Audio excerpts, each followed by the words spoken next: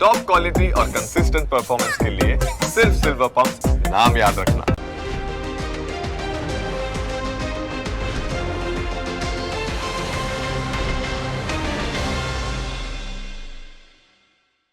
Presented by trade bulls. अब trading सबके बस की बात है।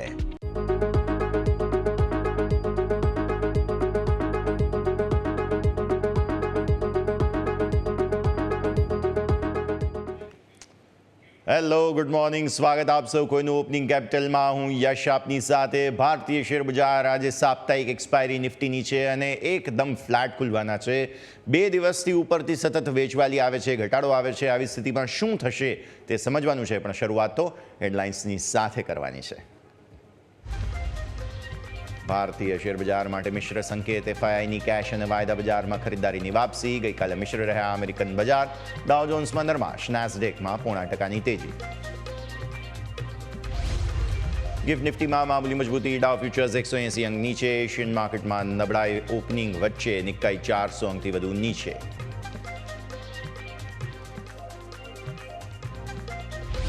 ટ્રેડ ડીલથી સોનાની કિંમતમાં 2% ઘટાડો. 5 મહિનાના તળિયે પહોંચ્યા ભાવ. $3200 નીચે સરક્યો કોમેક્સ ગોલ્ડ. ઘરેલું બજારમાં ભાવ 92000 પહોંચ્યા. ક્રૂડમાં પણ રહ્યું 0.5% દબાણ. ચોથા ત્રિમાસિકમાં આઈશર મોટર્સના નફામાં 27%, આવકમાં 23% વધારો. બંને આંકડા અનુમાનથી સારા. માર્જિન અનુમાનથી નીચે 2.5% આવ્યો ઘટાડો. ચોથા ત્રિમાસિકમાં જ્યુબિલન્ટ ફૂડ વર્ક્સે રજૂ કર્યા સારા પરિણામ. નફો 93% વધ્યો. આવક અને એબીટામાં 19% વધારો. માર્જિનમાં પણ સુધારો.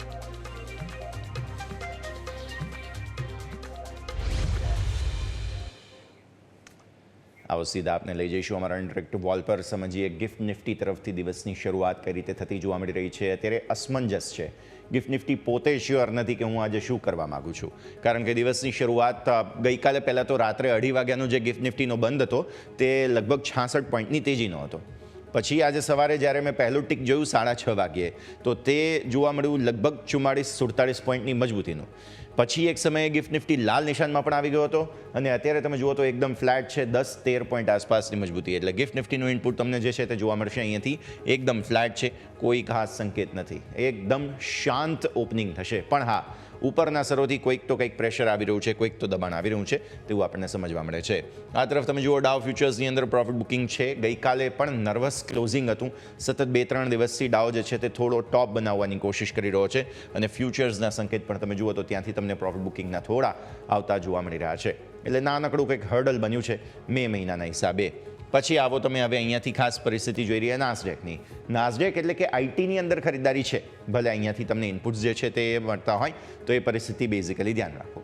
હવે આવો વિદેશી રોકાણકારોના સેટઅપ પર, એટલે કે એફઆઈઆઈ અને સ્થાનિક રોકાણકારોના સેટઅપ પર, એટલે કે ડીઆઈઆઈ. તમે જુઓ છો કે પરિસ્થિતિ ખૂબ જ રસપ્રદ છે. ગઈકાલે શું થયું માર્કેટમાં? ગઈકાલે તમે એક શરૂઆતી મજબૂતી જોઈ. મજબૂતી બાદ અચાનક વેચવાલી આવી. વેચવાલી બાદ છેલ્લે ફરી ખરીદદારી આવતી જોવા મળી. આંકડાઓ પણ એવું જ કહે છે કે કંઈ ખબર નથી પડી રહી શું કરવું. જુઓ, 931 કરોડ રૂપિયા કેશ માર્કેટમાં ખરીદીને ગયા. તમને યાદ હોય તો મેં પરમ દિવસના આંકડા જે ગઈકાલે સવારે જોયા હતા તેમાં કહ્યું હતું કે વિદેશી રોકાણકારો કેશ, ફ્યુચર્સ અને સ્ટોક ફ્યુચર્સ, ઓપ્શન્સ બધું વેચીને ગયા હતા, રાઈટ? હવે આજે ફરી એકવાર ખરીદી લીધું. જુઓ તમે, 931 કરોડ. ડીઆઈએ કેટલું ખરીદ્યું? 316 કરોડ. એમને જરૂર હોય ત્યારે જ પૈસા રોકે છે ભારતીય માર્કેટ્સમાં, એ આપણે જોઈ લીધું. પછી આ જુઓ, 257 કરોડના ઇન્ડેક્સ ફ્યુચર્સ, જેમાંથી બેંક નિફ્ટીના ફ્યુચર્સ વધારે ખરીદ્યા છે. તેઓ સતત બેંક નિફ્ટી ખરીદીને જાય છે તે વાત પાક્કી. પણ સામે નિફ્ટીના ફ્યુચર્સ જે છે તેની અંદર ફરી એમણે વેચવાલી કરી. જુઓ, કેશ ખરીદ્યું પણ નિફ્ટી વેચ્યું તો ખરીદ્યું શું? સૌથી વધુ નજર એમની ગઈકાલે મિડ કેપ સિલેક્ટ પર હતી. મતલબ સાફ છે, એફઆઈઆઈ શું ખરીદી રહ્યા છે જ્યારે આ કેશમાં તમને ખરીદદારી જોવા મળી રહી છે તો તે છે મિડ કેપ અને સ્મોલ કેપ. અને આમ તમને યાદ હશે કે ગઈકાલે મિડ કેપ તેજીમાં હતો, સ્મોલ કેપ ડબલ તેજીમાં હતો, કેમ કે સ્મોલ કેપમાં તો બહુ સરસ તેજી જોવા મળી. અને આ માત્ર ગઈકાલે નહીં, પરમ દિવસે પણ, એના પહેલાંના દિવસે પણ. એટલે આ જે બે કોમ્પોનન્ટ છે મિડ કેપ અને સ્મોલ કેપ, તમારી નજર હવે ત્યાં આવવું જોઈએ. પછી આવો તમે આવે એફઆઈઆઈ 2 ઇમેજ પર ઓપ્શન્સનો આંકડો જોઈ લઈએ, રાઈટ? કેમ કે ફ્યુચર્સની આપણે વાત કરી, જેમાં બેંક નિફ્ટી ફ્યુચર્સ અને મિડ કેપ સિલેક્ટના ફ્યુચર્સ તેઓ ખરીદીને ગયા છે. હવે જુઓ ઓપ્શન્સમાં શું થયું. નિફ્ટી ફ્યુચર્સ તેમણે વેચ્યા છે મામૂલી. સામે નિફ્ટી ઓપ્શન્સ તેઓ ખરીદીને ગયા છે. આજે છે સાપ્તાહિક એક્સપાયરી, ત્યાં નજર રાખવાની રહે. બેંક નિફ્ટી ફ્યુચર્સ ખરીદ્યા, ઓપ્શન્સ વેચ્યા છે. ફિન નિફ્ટીમાં ઓપ્શન્સ વેચ્યા છે. મિડ કેપ સિલેક્ટમાં હેજિંગ થયું છે. ફ્યુચર્સ ખરીદ્યા છે, ઓપ્શન્સ વેચ્યા છે. અને નેક્સ્ટ 50ની અંદર પણ થોડી એવી વેચવાલી. હવે જુઓ, કેશ માર્કેટ વિદેશી રોકાણકારોએ ખરીદ્યું. સ્ટોક ફ્યુચર્સની અંદર મામૂલી ખરીદદારી છે, 180 કરોડ રૂપિયા આસપાસ. મતલબ કે સ્ટોક ફ્યુચર્સની જે ખરીદદારી છે તે કેશ અને ઇન્ડેક્સ ફ્યુચર્સ ઓપ્શન્સ બધું જોતા માર્કેટને તેજી કરવી છે કે મંદી કરવી છે તેની ક્લેરિટી અત્યારે નથી. અને જો તેજી કરવી છે તો એ ક્લેરિટી છે કે મિડ કેપમાં કરવી છે અને સ્મોલ કેપમાં કરવી છે. એટલે અત્યારે તમારું ફોકસ પણ હવે આ જોવું જોઈએ કે ખરીદી કરવી છે તો ક્યાં કરવી છે, કયા સેક્ટર ચાલી રહ્યા છે. ડિફેન્સ ચાલી રહ્યું છે, રેલવે ચાલી રહ્યું છે, ઇન્ફ્રાસ્ટ્રક્ચર ચાલી રહ્યું છે. તો આવા પ્રકારના જે ભારતના એકચ્યુઅલ પાયાનો ગ્રોથ જેને કહેવાય, એનર્જી તમે જોઈ લો, એનર્જી બહુ જ સરસ ચાલી રહ્યું છે. પાવર જનરેશન, ડિસ્ટ્રીબ્યુશન, આ બધું બહુ ચાલી રહ્યું છે. તો આ પ્રકારના સેક્ટર્સ પર તમારું ફોકસ જે છે તે હવે અહીંયાથી હોવું જોઈએ. EDRI, આમ તો રેન્ડમ જ છે એક્રોનિમ, મેં કંઈ બહુ વિચારીને નહોતું લખ્યું, બટ થઈ ગયું EDRI. તો મિડ કેપ સ્મોલ કેપ પર ફોકસ કરવું છે. EDRI, energy, defence, railway, infra, આ પ્રકારના સેક્ટર્સ પર ફોકસ કરવું છે. ક્લિયર થઈ ગઈ સ્ટ્રેટેજી. વિક્સ સારી વાત છે, ગઈકાલે 17.5 પર 17.25 પર આવ્યો છે ઓલમોસ્ટ. અને નિફ્ટીનો ક્લોઝ ગઈકાલે મામૂલી ખરીદદારી. આવો નજર કરી લઈએ હવે નિફ્ટીના સેટઅપ પર. ડેઇલી ચાર્ટ્સ પર શું થઈ રહ્યું છે? ડેઇલી ચાર્ટ્સ પર એક ફોર્મેશન બની રહ્યું છે, થોડું ટ્રાયંગલ ટાઈપ્સ. ટોપ તમારી અહીંયા બની, પછી અહીંયાથી ફરી એકવાર તમે અહીંયા આવ્યા. બોટમ અહીંયા બની, અહીંયાથી પછી તમે ફરી એકવાર અહીંયા આવ્યા. આઈડિયલ સ્ટેટમાં પેટર્ન જે છે તે જો ઓપન ક્લોઝના હિસાબથી તમે જુઓ તો આ રીતે બનતી જોવા મળી રહી છે. એક ટાઈપનું ટ્રાયંગલ અહીંયાથી ખાસ બની ચૂક્યું છે. સપોર્ટ એરિયા સારી વાત એ છે, 10 દિવસની મૂવિંગ એવરેજ ધીરે ધીરે ઉપર આવી રહી છે અને એ લેવલ છે 24,431. હું તમને આટલા દિવસથી એક લેવલ કહી રહ્યો છું, માળાની જેમ આપણે જપી રહ્યા છીએ, તે છે 24,750.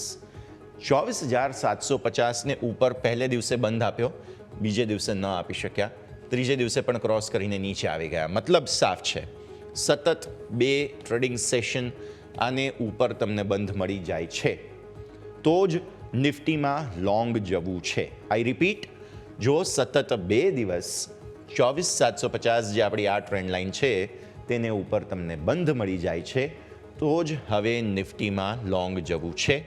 Stop loss 24,431. જો ઓલરેડી લોંગ પોઝિશન તમારી છે તો હું હજુ પણ થોડો નીચે સ્ટોપ લોસ આપીશ 350, જે આપણી આ ટ્રેન્ડ લાઇન તમારા માટે બને છે. 350 અને 24,050 વચ્ચે એક ફરી કન્જંક્શન ઝોન છે. એટલે મને લાગે છે કે 350 તો હવે નહીં જ તોડે. 350 પર એકાદ વખત સપ્લાય આવી જશે, બાઇંગ આવી જશે તેવું હું માનું છું. કારણ કે અલ્ટિમેટલી તમે જોવા જાઓ તો આ કન્સોલિડેશન થયું તો પણ ટ્રેન્ડ પોઝિટિવ હતો અને આ 3 દિવસમાં પણ સો ફાર તો ટ્રેન્ડ થોડો છે. એટલે બાઇંગ આવે છે. જુઓ, તળિયેથી બાઇંગ આવ્યું, ગઈકાલે પણ તળિયે બાઇંગ આવ્યું, FIS પણ ખરીદીને ગયા છે. એટલે આવ ખરાબ પરિસ્થિતિ નથી માર્કેટ માટે, પણ એટલી સપોર્ટ લઈને ઉપર આવવાની વૃત્તિ માર્કેટ ધરાવે છે ને, એ બહુ સારી વાત છે. તો સપોર્ટ ક્યાં છે? 431 અને 350, 2 લેવલ સપોર્ટ એરિયા છે. પણ મેં જેમ તમને કહ્યું, નવી પોઝિશન, નવા લોંગ ક્યારે કરીશું? 24,750. આવો ગઈકાલના કારોબાર પર નજર કરો. 15 મિનિટના ચાર્ટ લઈ આવો. ઘણા દિવસ બાદ આપણે 15 મિનિટના ચાર્ટની વાત કરી રહ્યા છીએ. શું થયું હતું? ગઈકાલે દબાણ હતું, ડેફિનેટલી દબાણ હતું. દિવસની શરૂઆત થઈ, એક ગેપ અપ ઓપનિંગ તમને જોવા મળી, સારી મજબૂતી થઈ. મજબૂતી બાદ ટોપ બનાવ્યા તમે ત્યાં, અને ત્યાંથી પછી દબાણ આવ્યું. પહેલો લેગ મજબૂતી લાવવાની કોશિશ, અગેઇન દબાણ આવ્યું. બીજો લેગ, ત્યાંથી ફરી એકવાર થોડું કન્સોલિડેશન કર્યું અને ત્યારબાદ ફરી એકવાર દબાણ આવ્યું. ત્રીજો લેગ. પછી શું થયું? 15 મિનિટના સુપર ટ્રેન્ડને તમે મેન્ટેન કરી દીધા અને બસ ત્યાં આગળ જ પછી ટાઈમ પાસ કર્યો. છેલ્લે ખરીદદારી આવી ગઈ. એટલે વિદેશી રોકાણકારો ખરીદે છે, મામૂલી ખરીદે છે, પણ આવા પ્રકારના સેક્ટર છે કે જેના ઉપર ફોકસ બની રહ્યું છે, જે છે ઇન્ફ્રાસ્ટ્રક્ચર, ડિફેન્સ સાથે. અઠવાડિયાના, એક સપ્તાહના ચાર્ટ્સ લઈને આવો. બિકોઝ 15 તારીખ થઈ ગઈ આજે, મે મહિનો અડધો પૂરો થઈ ગયો, હવે અડધો બાકી છે. તમારી એક્સપાયરી જે છે તેના માટેના ઓલમોસ્ટ 10-12 દિવસ છે તમારા પાસે. શું થઈ રહ્યું છે? નો ડાઉટ ટ્રેન્ડ પોઝિટિવ છે. તમે જુઓ છો સપ્તાહના ચાર્ટ્સ પ્રમાણે અહીંયાથી તમે સુપર ટ્રેન્ડ બ્રીચ કર્યા છે વીકલી બેસિસ પર. એટલે જો ભૂલે ચૂકે આ લેવલ આવે જે છે 24,200 જે તમારા વીકલી સુપર ટ્રેન્ડ હતા, તો એક વખત સરસ ઓપોર્ચ્યુનિટી તમને મળે 24,200, 24,050. એટલે મે મહિનામાં રાહ જુઓ. જો એકાદ વખત ભૂલે ચૂકે આ લેવલ આવી ગયા તો સરસ સપ્લાય ત્યાંથી આવશે. અને આવા સમયે મેં આજે જ ટ્વીટ કર્યું છે સવારે કે જ્યારે માર્કેટ્સમાં ક્લેરિટી ના હોય ને ત્યારે તમારા માટે સરસ ઓપોર્ચ્યુનિટી હોય છે, તે છે ઇન્ડેક્સના ETF ખરીદવાની. નિફ્ટી, બેંક નિફ્ટીના સરસ સેક્ટર્સ જે તમને પસંદ હોય તેના, જેમ કે IT છે, આ બધાના તમે ETF સેક્ટોરિયલ ઇન્ડેક્સના કે મેઇન ઇન્ડેક્સના ખરીદી શકો. આ એવી ઓપોર્ચ્યુનિટી છે. એટલે 24,200, 24,050, હું માનતો નહીં 24,050 આવે, પણ કદાચ એક વખત ટેસ્ટ કરવા પણ આવી જાય તો મે મહિના માટે સરસ ઓપોર્ચ્યુનિટી છે કે તમે ઇન્ડેક્સ ETF ખરીદો. આ તરફ તમે જુઓ વીકલી હિસાબે સુપર ટ્રેન્ડ અને બાકી પરિસ્થિતિના હિસાબે તમારા ટ્રેન્ડ લાઇન બહુ નીચે છે. એટલે 23,800 આસપાસ જે છે તે એક વખત કદાચ જો માર્કેટને ટેસ્ટ કરવું હોય તો વીકલી ચાર્ટ્સ પ્રમાણે, સાપ્તાહિક ચાર્ટ્સ પ્રમાણે એક વખત આવી શકે છે. પોસિબિલિટી છે, નજર રાખીશું. હવે આવો ઓપન ઇન્ટરેસ્ટ પર. આજે સાપ્તાહિક એક્સપાયરી છે નિફ્ટીની. આવી સ્થિતિમાં કોલ પુટ બંને બધા જ એક જે છે તે ઝોન બનાવતા હવે તમને જોવા મળશે. અને એ ઝોન અહીંયા આવીને ઊભું રહે છે 24,700. 24,700 ને નીચેનો બંધ છે. 24,700ના કોલ રાઇટર્સ બહુ અગ્રેસિવ હતા. તમને યાદ હશે સેન્સેક્સ એક્સપાયરીના દિવસે શું હતું, રેન્જમાં એકદમ માર્કેટને બાંધવાની કોશિશ કરવામાં આવી હતી. અને એવી રીતે અહીંયા પણ તમને એવું થશે કે હવે ધીરે ધીરે તમે એક રેન્જમાં, એક ઝોનમાં આવી જશો. પુટના સપોર્ટ સારા 24,500 પર છે. એટલે એક વખત કદાચ 24,500થી તમારે બાઇંગની રિસ્ક લેવી હોય તો તમે ઇન્ટ્રાડે લઈ શકો. મેજર ચેલેન્જ 24,700 છે જ, અને પછી 24,800 પણ છે. અને 25,000 તો કહી જ દીધું છે કે હું નહીં જ આવવા દઉં. આજે તમે ગમે તે કરી લો, 25,000 તો હું નહીં જ આવવા દઉં. એટલે ઓપોર્ચ્યુનિટી થોડી છે માર્કેટમાં મંદીની. અને આમ પણ તમે જોયું હોય તો એક નર્વસનેસ પણ ક્લિયરલી ગિફ્ટ નિફ્ટીથી છે. એટલે કદાચ ઘટાડો આવે તો આપણું બાઇંગ ઝોન પરફેક્ટ છે 24,350. આવવા દો, રાહ જુઓ, ઉતાવળ નથી કરવી, નહીં તો પછી નિફ્ટીમાં ટ્રેડ નથી કરવું. સ્પષ્ટ વાત. ચેન્જ આપો. ગઈકાલે જુઓ કોલની અંદર તમને સિગ્નિફિકન્ટ ઓઆઈ જોવા મળશે, પણ સારી વાત શું છે, પુટની અંદર પણ ઓઆઈ આવ્યા છે. હવે આને તમે સારી વાત ગણો કે ખરાબ, એ તમારા પર્સપેક્ટિવ પર ડિપેન્ડ કરે છે. સારી વાત કઈ રીતે હોઈ શકે, આ બધા ઓપ્શન સેલર્સ આવ્યા અચાનક, માર્કેટને સપોર્ટ આપવાની કોશિશ કરે છે, રાઈટ. પણ ખરાબ વાત શું હોઈ શકે, કોલ પણ આવ્યા છે અને કોલના ટોટલ ઓઆઈ બહુ હેવી છે. મતલબ તમે માર્કેટને રેન્જ બાઉન્ડ એન્ટિસિપેટ કરી શકો. સૌથી સરસ ઓઆઈ આવે છે 24,500માં. એટલે 24,500 એક વખત રિસ્કમાં છે. હું એટલે જ કહું છું કે 350 આવે તો જ તમને સારી ઓપોર્ચ્યુનિટી માર્કેટમાં ખરીદવા માટે મળી શકે છે. તો આ ધ્યાન રાખો. હા, કોલ પુટ એક્ઝિટ છે 24,200માં, 24,500માં, 24,400માં, સોરી. એટલે એ એક જગ્યા જરૂર ધ્યાન પર રાખવાની છે. આવો એક બ્રેકનો સમય. બ્રેક બાદ આપણે સમજીશું આજે બેંક નિફ્ટીના સેટઅપને.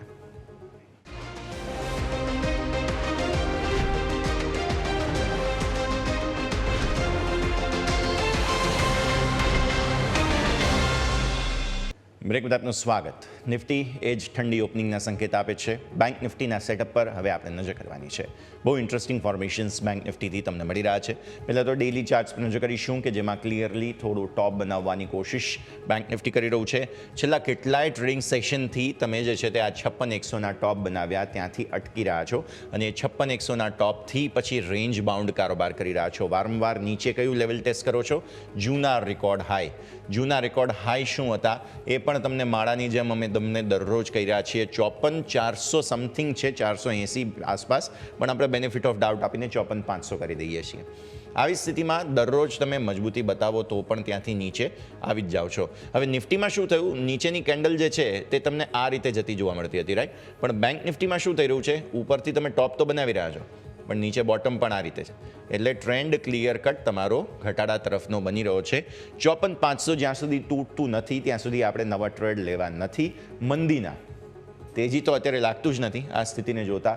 નો ડાઉટ તમે એફઆઈ જુઓ, બેંક નિફ્ટીના ફ્યુચર્સ ખરીદીને જઈ રહ્યા છે. 2-3 દિવસથી તમે ઓબ્ઝર્વ કરો, ઓપ્શન્સ વેચી રહ્યા છે, ફ્યુચર્સ ખરીદી રહ્યા છે. પણ તેમ છતાં પણ હવે પરિસ્થિતિ એવી આવીને ઊભી છે કે તમે ગઈકાલે 10 ડેમાં સપોર્ટ કરી લીધો છે, ટેસ્ટ કરી લીધી છે 54,674, રાઈટ. ત્યાંથી તમે ઉપર આવ્યા છો ગઈકાલે ફરી એકવાર. હું તો કહું 54,500 આપણું જે સપોર્ટ એરિયા છે તે આવી જવા દો. અને ત્યાંથી પછી જો લેવલ તૂટે છે તો તો પછી તમે 20 ડેમાં ને એક વખત ટેસ્ટ કરી શકો છો, જે છે 54,167. બહુ કન્ફ્યુઝિંગ સ્ટેટમાં છે બેંક નિફ્ટી અત્યારે. એક બાજુ બેંક નિફ્ટીમાં ફ્યુચર્સ ખરીદી રહ્યા છે FIs, ટ્રેન્ડમાં કંઈ દેખાતું નથી એમની ખરીદદારી ક્યાંયથી. હા, સપોર્ટમાં આવે છે તો દેખાય છે. 54,500 ઇન્ટેક્ટ રહે છે. સતત 2-5 દિવસના ક્લોઝિંગ અહીંયાથી મળે છે તો મે બી પોસિબલ રેકોર્ડ હાઈ તરફ તમે આગળ વધો. બાકી અત્યારની સ્થિતિને જોતા તો લાગતું નથી કે કંઈ બેંક નિફ્ટીમાં ટ્રેડ બને છે. બહુ જ કન્ફ્યુઝિંગ સ્ટેટમાં છે. તમે સાપ્તાહિક ચાર્ટ્સ પર આવી જાઓ, કેમ કે ડેઇલી ચાર્ટ્સ પર કોઈ ક્લેરિટી નથી મળી રહી. તો આપણે થોડા એલાબરેટ ચાર્ટ્સ જોઈએ. અહીંયા 15 મિનિટના ચાર્ટને ડિસ્કસ કરવાનો પણ મતલબ નથી. તો એક અઠવાડિયાના ચાર્ટ્સ બેંક નિફ્ટીના જોઈશું. એક અઠવાડિયાના ચાર્ટ્સમાં ઇન્ટરેસ્ટિંગલી જે મોટા ગેપ તમને બન્યા છે, કેમ કે માર્ચ, એપ્રિલ તમે બે જુઓ, આ છે તમારો ફેબ્રુઆરી, રાઈટ? ત્યાંથી તેજી આવવાની શરૂઆત થઈ. ફેબ્રુઆરીમાં પહેલી વખત તેજી લાવવાની કોશિશ આપણે કરી, ત્યારબાદ ફરી વેચવાલી. પછી જુઓ, માર્ચમાં તેજી લાવવાની કોશિશ, અગેન વેચવાલી, અને પછી એપ્રિલમાં તો પછી પાછળ વળીને આપણે જોયું જ નથી. એટલે આ એ કન્સોલિડેશન જે છે તે તમે અહીંયાથી કરી રહ્યા છો. જે આ 3 મૂવ હતી, વાઇલ્ડ સ્વિંગ્સ હતા, તેને હવે પચાવવાની કોશિશ કરી રહ્યા છે. સપોર્ટ ક્યાં આવે છે? આ 3 કેન્ડલ જુઓ, 1, 2 અને 3. આ ત્રણેય માટે થઈને એક એવરેજ આઉટ લેવલ બનતું જોવા મળી રહ્યું છે, જે અહીંયાથી તમે ગણો તો ઓલમોસ્ટ 53,300 આસપાસ થાય છે. 53,500, 53,300. એટલે આ લેવલ સરસ બાઇંગ ઝોન કહેવાય. કેમ કે આ 3 કેન્ડલ જે બની છે તેને જોતા આ પણ તમે જુઓ, અહીંયા એક વખત સપોર્ટ લઈ લીધો છે આપણે, અને હવે આ કેન્ડલ પણ એવી કંઈ ખાસ નથી. એટલે જો 54,500 ને નીચે 54,000, 53,500 આસપાસ આવીએ ને તો પરફેક્ટ બાઇંગ ઓપોર્ચ્યુનિટી બને બેંક નિફ્ટીમાં. ત્યાં સુધી થોડી રાહ જોવાની જરૂર છે. ઉપર તમે સતત ટોપ તો બનાવી જ રહ્યા છો, તે વાત પાકી જ બની રહી છે. એટલે ઉપરના સ્તરોથી તો સેલિંગની ઓપોર્ચ્યુનિટી છે એવું લાગે છે, પણ હજુ પણ બહુ ક્લેરિટી નથી મળી રહી, કારણ કે ફ્યુચર્સ ખરીદી રહ્યા છે FIs. તો આવી સ્થિતિમાં થોડું રાહ જોવાની જરૂર છે. કોઈ રિસ્પેક્ટિવ લેવલ જેમ કે 56,100 આપણું જે રેકોર્ડ હાઈ છે એને ઉપર તમે નીકળી જાઓ તો પછી કંઈક નવી તેજીના ચાન્સીસ બને. નહીં તો અત્યારે ફિલહાલ થોડો સમય આપવાની હજુ પણ જરૂર લાગી રહી છે. આવશે, તેજી આવશે બેંક નિફ્ટીમાં, પણ સમય લાગશે. તો આ પરિસ્થિતિ. ઓપન ઇન્ટરેસ્ટની ડાયરેક્ટ વાત કરી લઈએ. 55,000ના પુટ રાઇડર્સનું 2-3 દિવસથી સિગ્નિફિકન્સ મેં તમને આપેલું છે. ગઈકાલે 55,000ને નીચેના ક્લોઝ છતાં પણ, કારણ કે મંથલી એક્સપાયરી છે એટલે અહીંયા જે છે તે 18 લાખના 18 લાખ પુટ ઊભા છે. પરંતુ ઇન્ટરેસ્ટિંગ વાત, 55,000ના કોલ પણ હવે ધીરે ધીરે આવવા લાગ્યા છે, અને તેમની સંખ્યા જે છે તે ઓલમોસ્ટ 12 લાખ આસપાસ થઈ ચૂકી છે. આ તરફ તમે પુટમાં 54,000નો સારો સપોર્ટ પણ જુઓ છો, અને આ તરફ કોલની અંદર જે છે તે મેજર હર્ડલ એક તો 55 છે જ, 55,500 અને પછી 56,000 અલ્ટિમેટ સપોર્ટ તમારા માટે, મતલબ રેઝિસ્ટન્સ માટે અત્યારે બની ગયા છે. તો બેંક નિફ્ટી બહુ ક્લેરિટી નથી, એટલે હું થોડો થોભો અને રાજુઓની રણનીતિ આપીશ. 54,500 સરસ સપોર્ટ ફરી એકવાર બની જાય છે. પોસિબલ છે તમે ફરી એકવાર 56,000 તરફ આગળ જઈ શકો, પણ થોડો સમય આપવાની જરૂર તેના માટે રહેશે. આવો હવે ઓપન ઇન્ટરેસ્ટ ચેન્જ જોઈ લઈએ. ગઈકાલે શું થયું હતું? ગઈકાલની પરિસ્થિતિમાં કોલમાં જુઓ, એક્ઝિટ છે. એટલે વિદેશી રોકાણકારો ડેફિનેટલી અહીંયાથી કદાચ જો એમણે પોતાનું તેજી માટેની પોઝિશનિંગ કરી હોય તો આ સાઇન તો જોવા મળે જ છે, અને ઇવન ગઈકાલે સપોર્ટ પણ લીધા જ છે. પણ એક વખત હજુ પણ હું થોડો સમય આપવાની કોશિશ કરીશ બેંક નિફ્ટીને, કેમ કે ડેઇલી ચાર્ટ્સ એવા સેટઅપ નથી બતાવી રહ્યા કે હા તેજીનું કન્ફર્મેશન, રિવર્સલનું કન્ફર્મેશન તમને મળી ગયું હોય. એટલે ઓપન ઇન્ટરેસ્ટ મેં તમને કહ્યું અગેન તે પ્રમાણે, ઓપન ઇન્ટરેસ્ટ અને ફ્યુચર્સના આંકડાઓ તેજીના છે વિદેશી રોકાણકારો તરફથી, પણ ચાર્ટ્સ પર જો દેખાય, કન્ફર્મેશન મળે તો પછી કોઈક આગળ આપણે વાત કરીશું. તો નિફ્ટી બેંક નિફ્ટી સ્ટ્રેટેજીની વાત કરી. બહુ કન્ફ્યુઝિંગ સ્ટેટ્સમાં છે માર્કેટ. આવી સ્થિતિમાં એક્સપાયરીના દિવસે તમે જો હાથ નાખો તો હાથ દાઝવાના પૂરા ચાન્સ છે. એટલે થોડું જોખમ, રિસ્ક મેનેજમેન્ટ કરી અને હેજિંગ કરીને, કવર કોલ કરીને તમારે અહીંયાથી ધ્યાન રાખવાનું રહેશે. બ્રેકનો સમય, બ્રેક બાદ મારા સહયોગી યોમિક આપણી સાથે જોડાશે. ચર્ચા કરીએ તેમની સાથે સ્ટોક્સ પર. બ્રેક બાદ.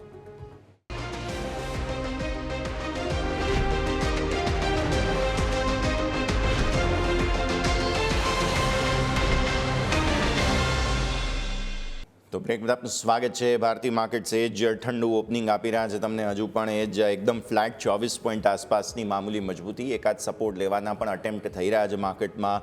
ઉપરના સ્તરોથી દબાણ પણ આવી રહ્યું છે. કોઈ ક્લેરિટી નથી, તો આ સમય માર્કેટને અત્યારે ફિલહાલ આપવાનો છે, અને ત્યારબાદ તમને વધારે સ્પષ્ટતા જે છે તે પણ આવતી જોવા મળશે. તો આ એક પરિસ્થિતિ સૌથી પહેલાં તો ધ્યાન રાખીએ.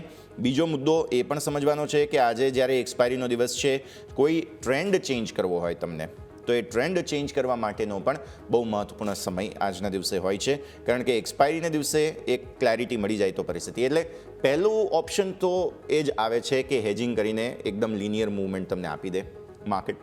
બીજી પોસિબિલિટી એ છે કે આટલા દિવસથી જે રીતે ઉપલા સ્તરોથી સેલિંગ આવે છે તેમ સેલિંગ આવી જાય, જેમ ગિફ્ટ નિફ્ટીમાં પણ થયું છે. અને ત્રીજી પોસિબિલિટી જે છે તે એ છે કે આજે કદાચ કોઈક શોર્ટ કવર કરીને નવી રેન્જમાં જવું હોય તો માર્કેટ પાસે સારી ઓપોર્ચ્યુનિટી છે. તો પછી 24,750 ને ઉપરના બંધની આપણે રાહ જોવાની છે. તો નજર રાખીશું કે શું થાય છે. પણ આવો આગળ વધીએ અને હવે મારા સહયોગી યોમિક પણ આપણી સાથે જોડાઈ રહ્યા છે. સ્ટોક સ્પેસિફિક શું પોસિબિલિટીઝ છે ચર્ચા કરીએ. Good morning Yomik. આજે આપણે પરિસ્થિતિ જોઈ રહ્યા છીએ એક્સપાયરીની, એટલે સ્ટોક્સ તો બહુ જ મહત્વપૂર્ણ રહેવાના છે. કયા કયા કાઉન્ટર્સ અત્યારે પરિણામોને લઈને બઝિંગ જોવા મળી રહ્યા છે, શું ખબરો આવી છે? જી ગુડ મોર્નિંગ. યસ, હવે આજે સ્ટોક સ્પેસિફિક આપણે જો વાત કરીએ તો સૌથી વધારે આપણે એક્શનમાં જે જોવા મળશે તો ઘણા બધા સ્ટોક છે કે જેમાં આપણને રિઝલ્ટ ઇમ્પેક્ટ આપણને જોવા મળે છે. સૌથી પહેલાં આપણે જોઈએ તો આઈસર મોટર્સના જે પરિણામ આવ્યા ઘણા સારા આવ્યા છે. સૌથી પહેલાં જો કંપનીની આવક ઉપર નજર કરીએ તો આવક 23% ગ્રોથ થઈ છે, જે અગાઉ 4,256 કરોડ હતી, જે 23% વધીને 5,241 કરોડ આવી છે. જ્યારે કંપનીનો નફો નજર કરીએ આપણે તો નફો આપણને અહીંયાથી 27% ગ્રોથ થયો છે અને નફો પણ જે અનુમાન હતું એના કરતાં વધારે સારો આવ્યો છે. સામે કંપનીના ઇબિડા ઉપર નજર કરીએ તો ઇબિડા 11.4% વધ્યા છે, જે 1,258 કરોડ કંપનીનો આંકડો આવ્યો છે. માર્જિન ઉપર નજર કરીએ જે 24% હતા, 24%થી ઇમ્પ્રૂવ થઈને 26% જોવા મળે છે. એટલે અહીંયા પણ 250 બેઝિસ પોઈન્ટ ઇમ્પ્રુવમેન્ટ છે અને કંપનીએ ₹70% ફાઇનલ ડિવિડન્ડની જાહેરાત કરી છે, જે સારી વસ્તુ છે. અને ઇવન કંપનીએ એક માઇલસ્ટોન પણ અચીવ કર્યું છે કે 1 મિલિયનની તેઓ અહીંથી સેલ્સ વેચાણ તેમણે અહીંથી કર્યું છે, જે કંપની માટે એક માઇલસ્ટોન છે. એટલે સ્વાભાવિક છે કે આઈસર મોટર્સ આજના દિવસે એક એક્શનમાં જોવા મળશે. ટાટા પાવર ઉપર નજર કરો, ટાટા પાવરમાં પણ પરિણામ હતા. અહીંયા કંપનીનો સૌથી પહેલાં જો આવક જોઈએ 8% ગ્રોથ થઈ છે, 17,096 કરોડ આવી. કંપની નફો જોઈએ તે પણ 25% ગ્રોથ થયો છે, 1,309 કરોડ આવ્યા. કંપનીના ઇબિડા પણ વધ્યા છે, એટલે ઓપરેટિંગ નંબર પણ સારા આવ્યા, 39% વધીને 3,245 કરોડ આવ્યા. કંપનીના માર્જિન ઉપર નજર કરી તો 14.7% હતા, જે વધીને 19%, એટલે કે ઘણા સારા કંપનીના માર્જિન આવે છે. અને અહીંયા પણ ₹2 પ્રતિ શેર અહીંયાથી ફાઇનલ ડિવિડન્ડની જાહેરાત કરવામાં આવી છે, જે સારી વસ્તુ છે. અને બીજું વસ્તુ અહીંયા એ પણ છે કે સતત 22મું ત્રિમાસિક છે કે જે કંપનીનો નફો ગ્રોથ થયો છે, એટલે એક સારી વસ્તુ છે. જુબિલન્ટ ફૂડવર્ક્સ ઉપર નજર કરો તો જુબિલન્ટ ફૂડવર્ક્સમાં તમે નજર કરશો તો કંપનીની આવક 19% વધી છે, 1,587 કરોડ આવી. નફો 93% ગ્રોથ થશે, એટલે કે ઓલમોસ્ટ ડબલ આપણને જોવા મળ્યો છે, 50 કરોડ 26 કરોડથી વધીને. ઇબિડા ઉપર નજર કરો તો અહીંયા પણ 20% ગ્રોથ થયા છે, 305 કરોડ. માર્જિન 19.1%, ઓલમોસ્ટ ફ્લેટ જોવા મળે છે, 19.2%, એટલે કે સારી એવી એક્શન આપણને અહીંથી જુબિલન્ટ ફૂડવર્ક્સમાં પણ આજે દિવસમાં જોવા મળશે. મુથુટ ફાઇનાન્સના પરિણામ આવ્યા હતા. મુથુટ ફાઇનાન્સના પરિણામ ઉપર નજર કરીએ તો કંપનીની વ્યાજથી કમાયેલ આવક એટલે કે NII જે 36% વધીને 2,904 કરોડ આવી. કંપનીનો નફો 43% ગ્રોથ કર્યો છે, એટલે કે કંપની ટોપ લાઇન અને બોટમ લાઇન બંનેમાં સારું પ્રદર્શન આપ્યું છે. અને કંપનીની જે Q4માં જે લોન AUM કહેવાય એસેટ અંડર મેનેજમેન્ટ, જે એમનું અહીંયાથી વધીને 1.22 લાખ કરોડ અહીંયાથી એમને જોવા મળી છે, એટલે અહીંયા પણ ગ્રોથ જોવા મળ્યો છે. અપોલો ટાયર્સ અહીંયા થોડીક નિરાશા જોવા મળી છે, મિક્સ નંબર આપણે કહી શકાય. આવક જોઈએ ઓલમોસ્ટ ફ્લેટ ટુ પોઝિટિવ, 3% વધી 6,424 કરોડ આવી.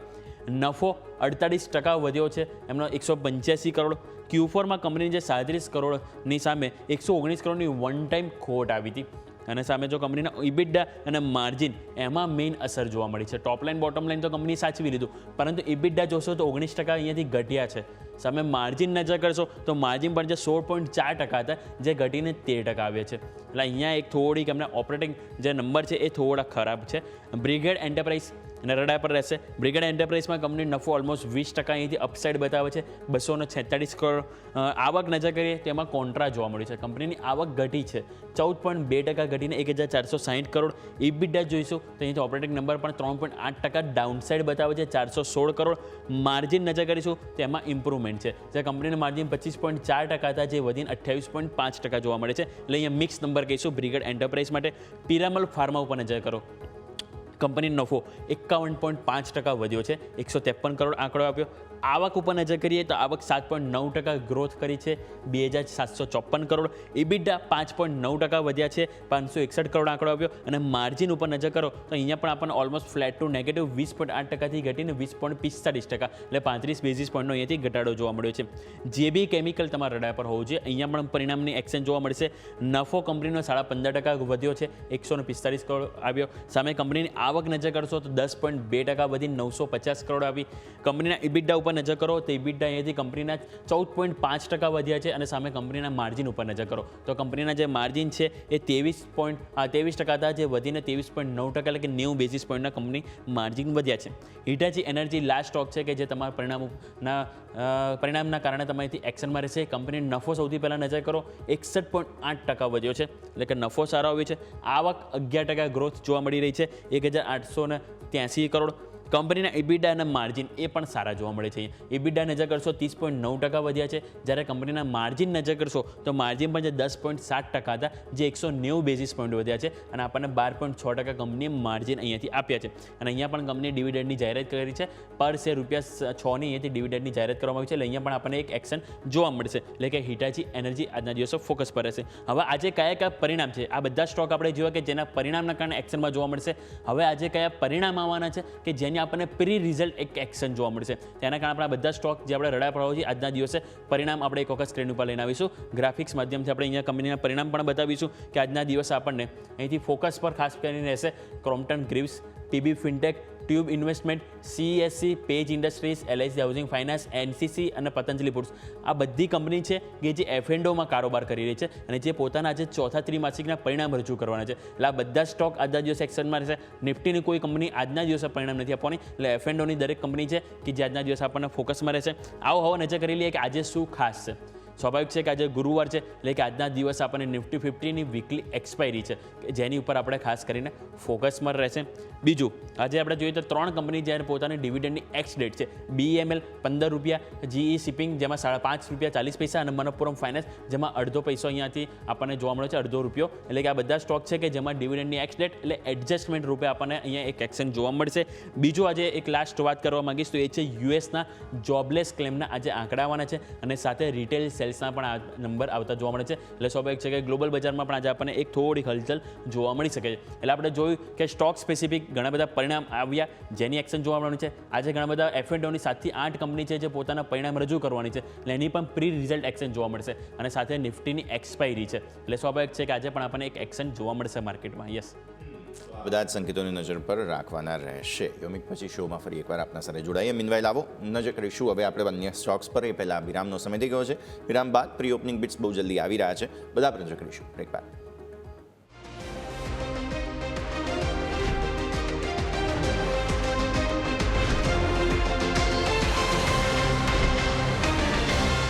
બ્રેક બાદ તો સ્વાગત છે. ગિફ્ટ નિફ્ટીના ઇનપુટ્સ તો એમ જ કહે છે કે ભાઈ હવે એકદમ ફ્લેટ ઓપનિંગ માટે તમે તૈયાર થઈ જાઓ. હવે બસ થોડી ક્ષણો આપણે પ્રી ઓપનિંગના બિટ્સ પણ બહુ જલ્દી સ્ક્રીન પર જોઈશું. અને બધા જ પ્રકારના સંકેતો એવું કહે છે કે અત્યારની પરિસ્થિતિ બહુ જ રસપ્રદ છે. એટલે આગળ પછી અમારે તમારા માટે બમ્પર સ્ટોક પણ લઈને આવી રહ્યા છીએ, તો જલ્દી એ બધા પર પણ નજર કરવાની છે. બટ મીનવાઇલ અત્યારે સૌથી પહેલાં તો ગિફ્ટ નિફ્ટીનું જે ઇનપુટ છે તેને જોતા અને પ્રી ઓપનિંગના બિટ્સ પણ હવે શરૂ થશે તેને જોતાં એવું જ લાગે છે કે શરૂઆત તો ઠંડી જ થવાની છે. હેંગસેંગ અત્યારે થોડો ઘટાડામાં છે, ડાઉ ફ્યુચર્સ ઘટાડામાં છે, નિક્કાઈ આજે સવારે જોયું હતું કે જ્યાં પણ તમને વેચવાલીના ઇનપુટ્સ સામે આવ્યા છે. એટલે ગ્લોબલ માર્કેટ્સ પણ થોડા નફા વસૂલીના મૂડમાં છે અને આજે પણ આપણે ગિફ્ટ નિફ્ટીની શરૂઆત જે છે તે પણ ઠંડી જ જોઈ રહ્યા છીએ.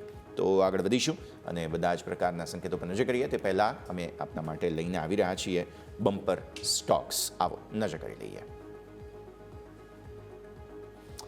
તો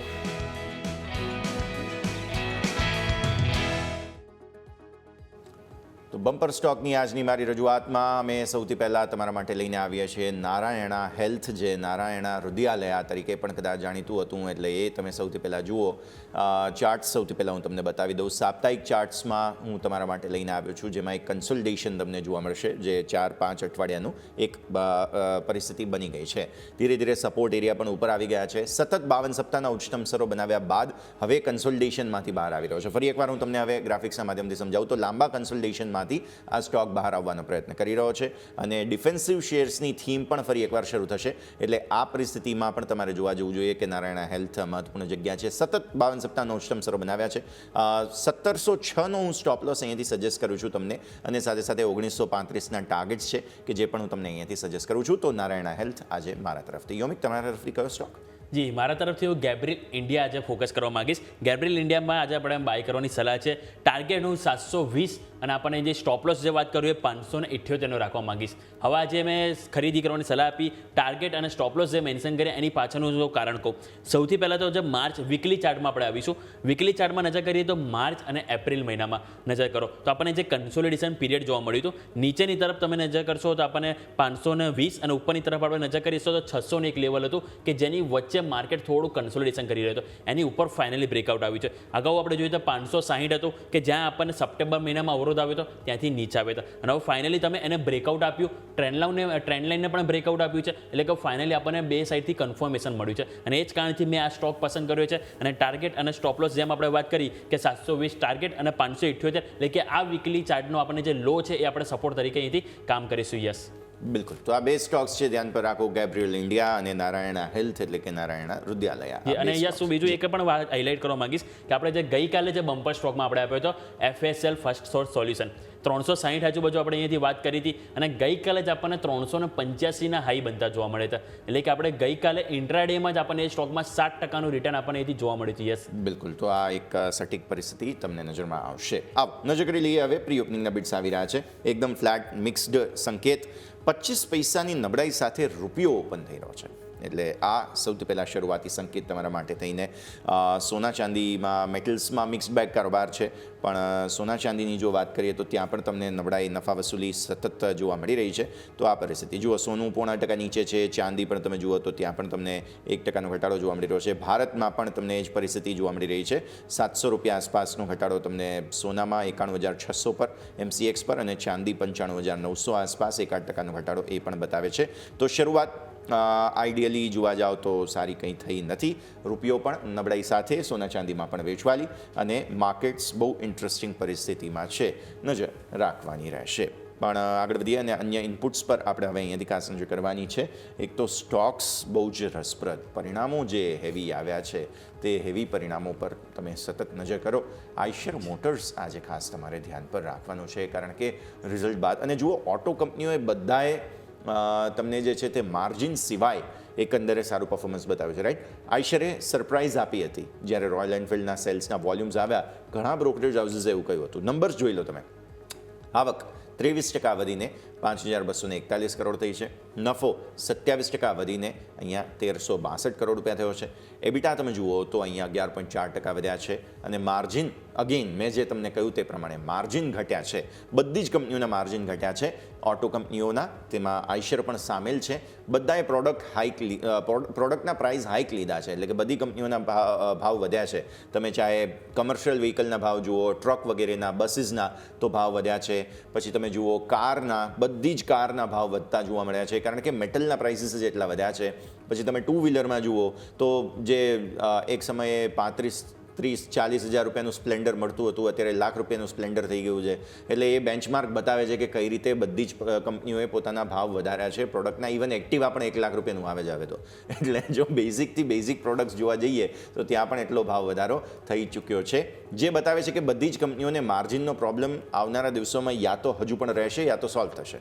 બેમાંથી એક વસ્તુ થશે. સારી વાત એ છે કે આઈશરે 70 રૂપિયા પર શેર ફાઇનલ ડિવિડન્ડની પણ અનાઉન્સમેન્ટ કરી છે.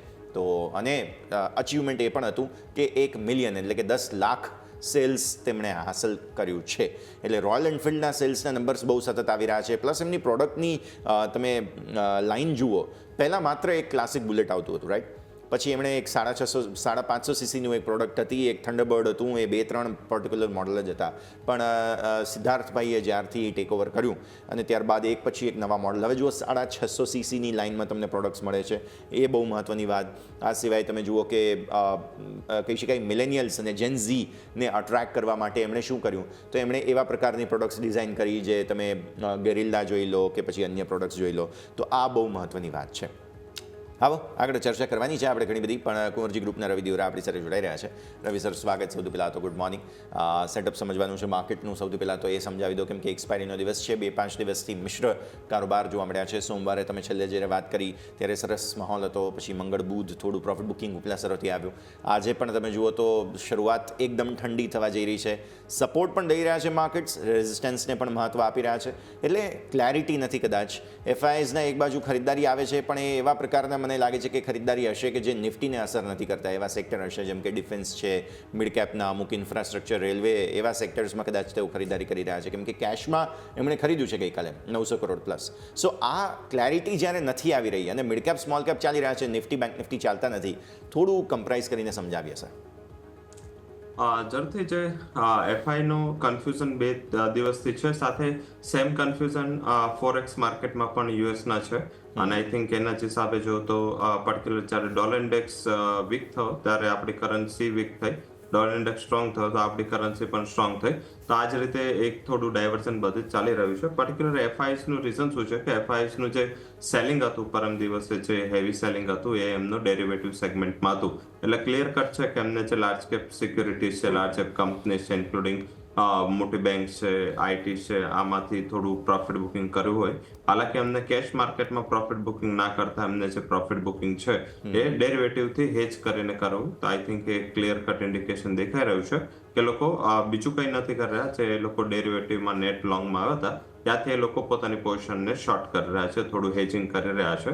તો આ એક હેજિંગની એક માર્કેટમાં રિસ્ક આવે અને એના જ હિસાબે કેશ સ્ટોક્સ નીચે નથી આવતા. 2 દિવસથી તમે એડવાન્સ ડિક્લાઇન રેશિયો જો તો લાસ્ટ મોમેન્ટમ સુધી સારો રહેશે, પરંતુ ત્યાં તમને જે કરેક્શન ઇન્ડાઇસીસમાં જોવા મળે છે, જેમ ડાવમાં પણ થઈ રહ્યું છે, તમે જોશો તો ડાવ છે એ સતત કરેક્ટ થઈ રહ્યું છે, નાસ્ટેક સતત વધી રહ્યું છે.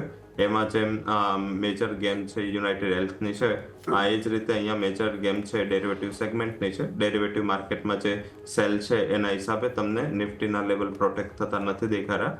અને કાલે પણ બેંક નિફ્ટીમાં જ કરેક્શન હતું. જ્યારે આવું હોય, કોઈ ન્યૂઝ વગર કઈ રિએક્શન હોય અને બેંકોમાં એ રિએક્શન હોય, એટલે એફઆઈસની એન્ટ્રી એક્ઝિટથી જે રિએક્શનને માનવું જોઈએ. તો મારા હિસાબે આ એક સૌથી મોટું ગઈકાલે ઇસ્યુ હતું. અને પર્ટિક્યુલર ટેકનોલોજીએ તો ઘણું માર્કેટને સંભાળ્યું છે, પરંતુ જે અત્યારે મીન્સ કે સેક્ટર વાઇઝ પણ મીન્સ આ વોર ખતમ થયું પછી પીએસયુ કંપનીએ ઘણું સારું પરફોર્મન્સ આપ્યું હતું, જે આપણે લાસ્ટ મંડેના પણ એડવાઇસ આપી હતી. અને આઈ થિંક અહીંયા થોડું ફોકસ કરવું જોઈએ, પોઝિટિવ સાઈડ અહીંયા ફોકસ કરતા રહેવું જોઈએ.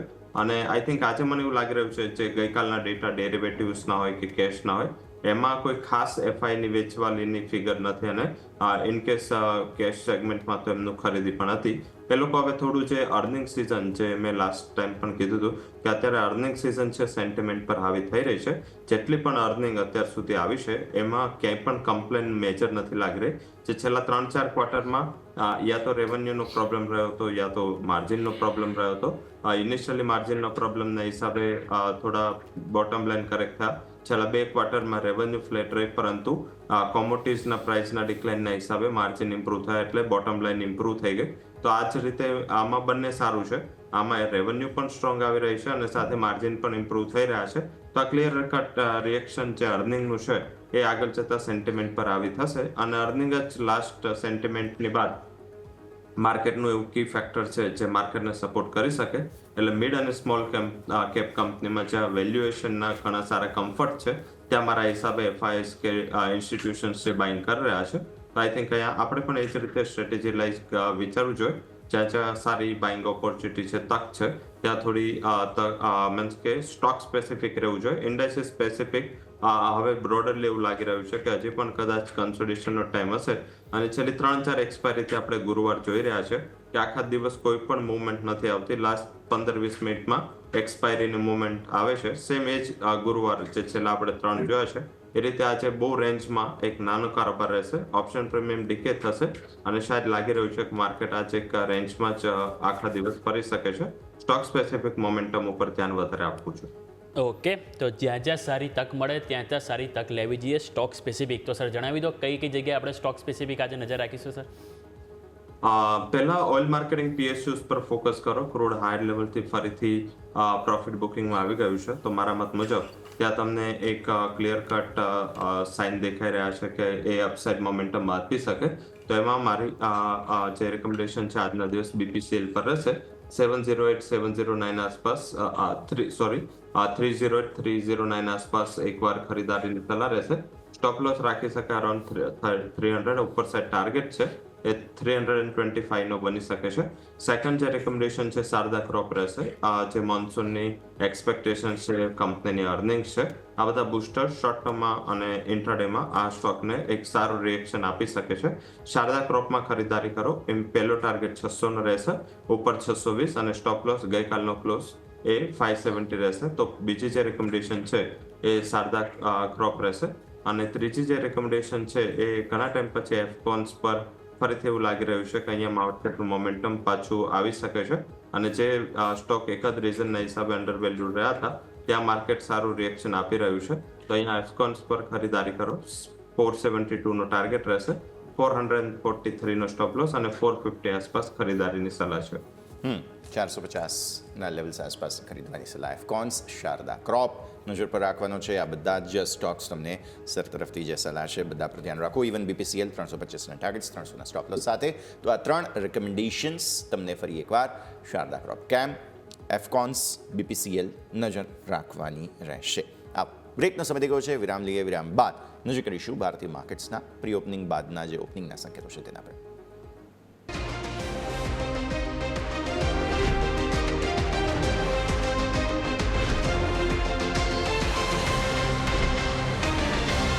બ્રેક બાદ આપનું સ્વાગત. આગળ વધીએ અને હવે જ્યારે માર્કેટ સેટલ થયા છે ફરી મિડ કેપ સ્મોલ કેપની થીમના હિસાબે જુઓ, સરકારી બેંક આજે બેસ્ટ પરફોર્મિંગ સેક્ટર છે.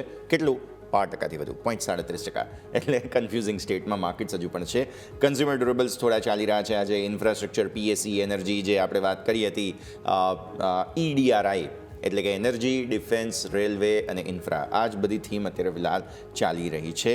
ઓટો એકદમ ફ્લેટ છે, એકદમ ઠંડુ ઓપનિંગ અહીંયા જોવા મળી રહ્યું છે. આઈશર મોટર્સના નંબર બાદ સ્ટોક 1% ઉપર છે.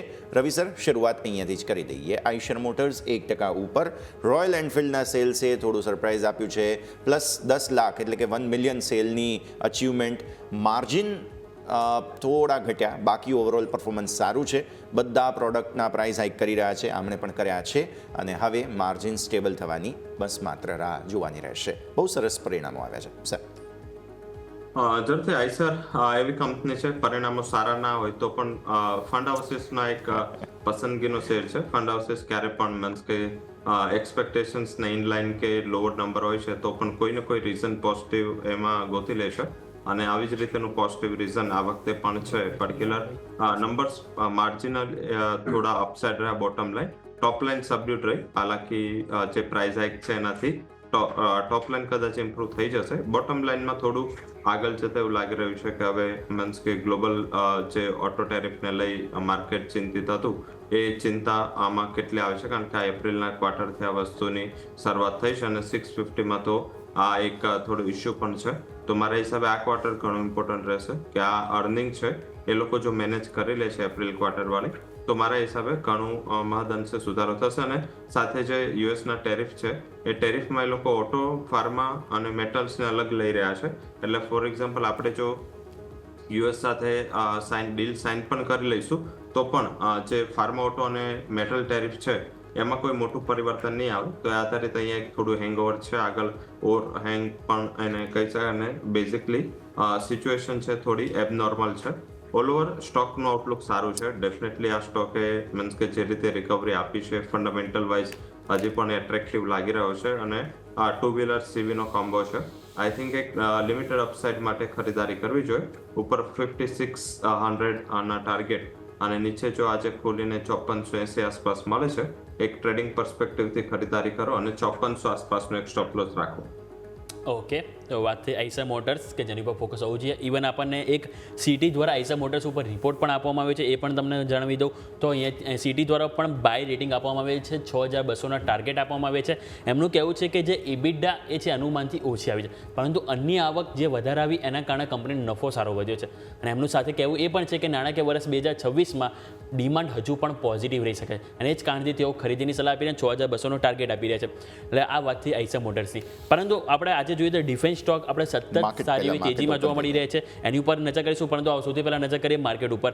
નજર કરો તો ઓલમોસ્ટ ઓપન ટાઈમે 25 પોઈન્ટ વધારે સાથે થયા હતા અને તરત જ તમે 25 પોઈન્ટ નેગેટિવ સાથે અત્યારે હાલ કારોબાર કરી રહ્યા છે. 24,600 તરફ આપણને નિફ્ટી જતો જોવા મળી રહ્યો છે. સામે બેંક નિફ્ટી નજર કરો તો ત્યાં પણ તમે અત્યારે લાલ નિશાનમાં આવી ગયા છો અને 54,700 ની નીચે તમે આવી ગયા છો. હવે 54,500 કેટલું ક્રુશિયલ રહેશે એની ઉપર ખાસ કરીને ફોકસ રહેશે. બીજું તમે અહીંયાથી ખાસ કરીને નજર કરો તો મિડ કેપ અને સ્મોલ કેપ, તો આજે મિડ કેપમાં ઓલમોસ્ટ ફ્લેટ કારોબાર, પરંતુ સ્મોલ કેપ આજે પણ થોડીક માત્ર 0.10% તેજી સાથે હાલ કારોબાર કરી રહ્યા છે. સેક્ટર સ્પેસિફિક નજર કરો તો ત્યાં પણ તમને આજે સારી એક્શન જોવા મળી છે. ઇવન ગઈકાલે તમે જોયું તો રેલવે સ્ટોક સારી એવી તેજીમાં હતા. આજે પણ તમે નજર કરો તો દરેક રેલવે સ્ટોક સારી એવી ખરીદારીમાં જોવા મળી રહ્યા છે. તો રવિ સારું, તમારી પાસે HL એક ખાસ કરીને આપણે જો વાત કરીએ તો HL આપણે નજર કરો તો આજે 1% તેજી જોવા મળી છે. ઇવન HL નહીં, પરંતુ ઓવરઓલ ડિફેન્સ સેક્ટરનો વ્યૂ સર તમારી પાસે લઈ લઈએ, કારણ કે જ્યાંથી ભારત પાકિસ્તાનના જે સમાચારને બધું જે તણાવ અને બધું જે વધ્યું હતું એ બાદ જોઈએ તો ટોટલ ડિફેન્સ સ્ટોકમાં 1.20 લાખ કરોડની માર્કેટ કેપ એડ ઓન થયું છે. અને ઇવન આપણે જોઈએ તો ઘણા બધા ડિફેન્સ સ્ટોક તમારા દ્વારા પણ આપણે પહેલાં સજેસ્ટ કરવામાં આવ્યું છે. પારસ ડિફેન્સ છે, BL, અને ઓલમોસ્ટ એના ટાર્ગેટની આજુબાજુ પણ આવી ગયા છે. પરંતુ હાલ તમે જોઈ રહ્યા છો કે જે નવી તેજી જે જોવા મળી છે એ બાદ કોઈ સ્ટોક હોય કે જેમાં હજુ પણ તેજી બાકી હોય સર? ઝડપથી પારસ ડિફેન્સની આપણે લાસ્ટ ટુ લાસ્ટ સેગમેન્ટમાં ચર્ચા પણ કરી હતી, યશભાઈ સાથે પણ આ ચર્ચા કરી હતી અને ત્યારે પણ સ્ટોક ઘણો નીચે હતો. ત્યારે હાલાકી સ્ટોકમાં આપણે ત્યારે પણ બાઇંગનું જ રિકમેન્ડેશન આપ્યું હતું પારસ ડિફેન્સનો. અને બેઝિકલી પારસ ડિફેન્સ જે વોરના ટર્મ્સ ફરા છે અને આપણે ત્યારે આગળ પણ જ્યારે આ તો વોર ને તો પછી થયું, આપણે આગળ પણ જે કહી રહ્યા હતા કે જે વોરના ટર્મ્સ છે એ ચેન્જ થઈ રહ્યા છે અને યુક્રેન રશિયાના વોરથી આ જગતે શીખી પણ લીધું છે કે હવે ડ્રોનથી વોર થાય છે. અને પારસ ડિફેન્સ છે એ ડ્રોનમાં બહુ મોટી મેન્યુફેક્ચરિંગ કંપની છે. હવે ઇન્ડિયા જે ડ્રોન યુઝ કરે છે એમાં પર્ટિક્યુલર જે સિસ્ટમમાં BL અને સાથે ડ્રોનમાં જે ઇઝરાયલ બેઝ ડ્રોનની વધારે આપણે યુઝ કરી હતી. હવે ઇઝરાયલ બેઝ ડ્રોન છે એમાં આ કંપની પારસ ડિફેન્સનું ઘણી બધી કંપનીઓ સાથે ટાઈપ છે, ઇઝરાયલ બેઝ કંપનીઓ સાથે. તો આઈ થિંક એ જ એક ક્લિયર રીઝન હતું જેના હિસાબે અહીંયા આપણે ખરીદારી સલાહ આપી હતી. BLમાં પણ જે લોજિક હતું એ લોજિક એ છે કે બીજી બધી કંપનીઓમાં કઈ કંપનીઓના ડ્રોન વેચાય છે, કઈ કંપનીઓની મીન્સ કે એક્વિઝિશન આપણી સરકાર કરે છે એ વધારે ઇમ્પોર્ટન્ટ હોય છે. પણ BL ને એવું છે કે કંપની એક સ્પેર પાર્ટ એટલે કે ડિફેન્સની એન્સિલરી બનાવે છે અને સાથે ડિફેન્સના આસપાસના અને ઇસરોના આસપાસના તમામ સેક્ટરને આવરી લે છે. તો મારા હિસાબે અહીંયા પણ વધારે ફોકસ રહ્યું છે માર્કેટનું. હાલાકી પ્રાઇસ રિએક્શન ઘણું શાર્પ આવી ગયું છે, મોટું આવી ગયું છે. ત્રણેય કંપનીઓ HL, BL અને પારસ ડિફેન્સ આ મારી ટોપ પિક રહી છે. અહીંયા તમે ખરીદારી કરો, એક્યુમ્યુલેશનનો ફેઝ રાખો, કારણ કે અત્યાર સુધી તો ગવર્મેન્ટ પાસે જે બેઝિક એક લોજિક છે કે ભાઈ શું કામ આટલું બધું ગવર્મેન્ટ ડિફેન્સ પર સ્પેન્ડ કરે છે, હવે શાયદ આવતા બજેટથી આ લોજિક ગવર્મેન્ટને નહીં આપવું પડે કે શું કામ ડિફેન્સ પર આટલું ખર્ચો કરે છે. આઈ થિંક જે કન્ટ્રી ડિફેન્સમાં સ્ટ્રોંગ છે એ કંપની ઇકોનોમિક ટકી શકશે, જે નથી એને કોઈ ને કોઈ ઇસ્યુ ફેસ કરવા પડે. તો જો સેલ્ફ ડિફેન્સ રહે છે, ડિફેન્સ સેક્ટર સેલ્ફ ડિફેન્સમાં પણ ઘણું મોટું યોગદાન આપશે. તો આઈ થિંક મને એવું લાગી રહ્યું છે આ ત્રણ સ્ટોક એવા સ્ટોક છે જ્યાં એક્યુમ્યુલેશન કરવું જોઈએ. 4-5 વર્ષનો સમય રાખો, મલ્ટીબેગર સ્ટોક છે અને આ સેક્ટર જેવું મલ્ટીબેગર છે કે જ્યાં મીન્સ સ્પેન્ડિંગ, ઓર્ડર બુક અને સાથે સાથે તેજી મંદી, માર્કેટની સાયકલ્સ એનું બહુ મોટું ફરક નથી પડતું અને પ્રાઇસીસ છે એક નોર્થવર્ડ ડિરેક્શનમાં મોમેન્ટમ આપશે. આ ત્રણ એની ટોપ પિક રહેશે. ઓકે, સો ટોપ પિક્સ તમને અહીંયાથી ખાસ બનતી જોવા મળી રહી છે, નજર તમારે રાખવાની રહેશે. માર્કેટનું સેક્ટર રોટેશન હું જરા જોઈ રહ્યો છું. આજે ફરી મીડિયા શેર્સમાં થોડી ખરીદદારી છે, બાકી મેટલમાં પ્રોફિટ બુકિંગ થોડું થઈ રહ્યું છે. કન્ઝ્યુમર ડ્યુરેબલ્સ સૌથી વધારે દબાણ ઓઇલ એન્ડ ગેસમાં આજના દિવસે આવ્યું છે. રિયલ એસ્ટેટ ફાઇનલી હવે થોડું પ્રોફિટ બુકિંગ બતાવી રહ્યા છે. CPSE, ફાર્મા, પ્રાઇવેટ બેન્ક્સ, એટલે નર્વસનેસ હજુ પણ અહીંયા જ આ બધા જ શેર્સમાં જોવા મળી રહી છે. પહેલાં તો ઓપનિંગનું એક રિએક્શન પણ રવિ સર તમારા પાસેથી લઈએ, બિકોઝ પાછલા 2 દિવસ, આજનો દિવસ છોડી દો તો પાછલા 2 દિવસ આપણે 24,550 એક સપોર્ટ એરિયા બનાવવાની કોશિશ કરી છે. ગઈકાલે પણ તમે જોયું તો એક્ઝેક્ટ ત્યાં આગળથી જ બહુ જ સરસ બાઇંગ આવી ગયું હતું છેલ્લે અને આજે પણ ફરી 24,600 તોડવાની કોશિશ કરી રહ્યા છીએ.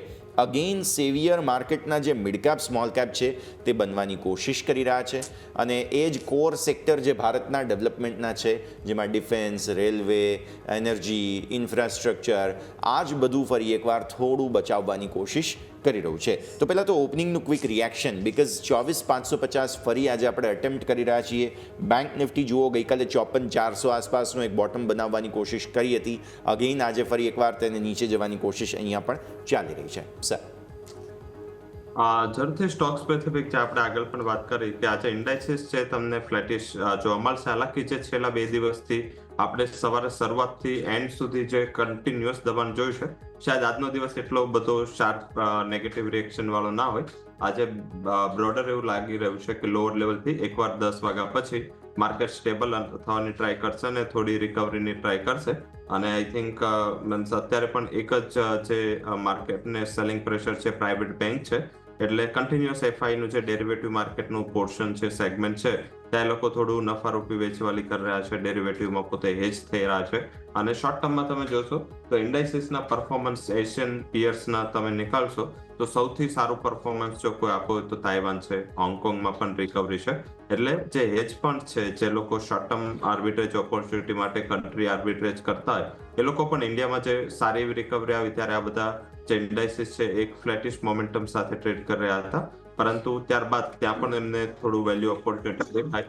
અને આઈ થિંક જે યુએસની આજે એઆઈ પોલિસી ચેન્જ થવાની છે સાંજે, એ ઘણું મોટું ઇમ્પોર્ટન્ટ છે તાઇવાન અને ચાઇના જેવી કન્ટ્રી માટે. હાલાકી ચાઇનાને આ પોલિસીમાંથી હજી પણ બાકાત રખાયું છે, બટ મિડલ ઇસ્ટમાં ઘણી બધી કંપનીઓ છે જે આગળ જતા પોતાના એઆઈ પ્રોજેક્ટ્સ નાખશે. તો આઈ થિંક આ સેક્ટર છે એ થોડું આઈટીને પ્રોત્સાહન આપી શકે છે. તો લોઅર લેવલથી જે બેંકની વેચવાલી છે એની સામે ટેકનોલોજી છે, સાથે સાથે જોઈએ તો પીએસયુ કંપનીઓ છે, સેક્ટર સ્પેસિફિક મેટલ છે, એ બધું ઘણું બધું સપોર્ટ કરવા માટે છે. તો બ્રોડર ઇન્ડાઇસિસમાં બુલબેર ગેમ ચાલશે, પરંતુ સ્ટોક વાઇઝ જ્યાં જ્યાં ઓપોર્ચ્યુનિટી, જ્યાં જ્યાં કરેક્શન છે કે જ્યાં સારી થીમ છે, ત્યાં મને એવું લાગી રહ્યું છે કે થોડી બાઇંગ રહેશે.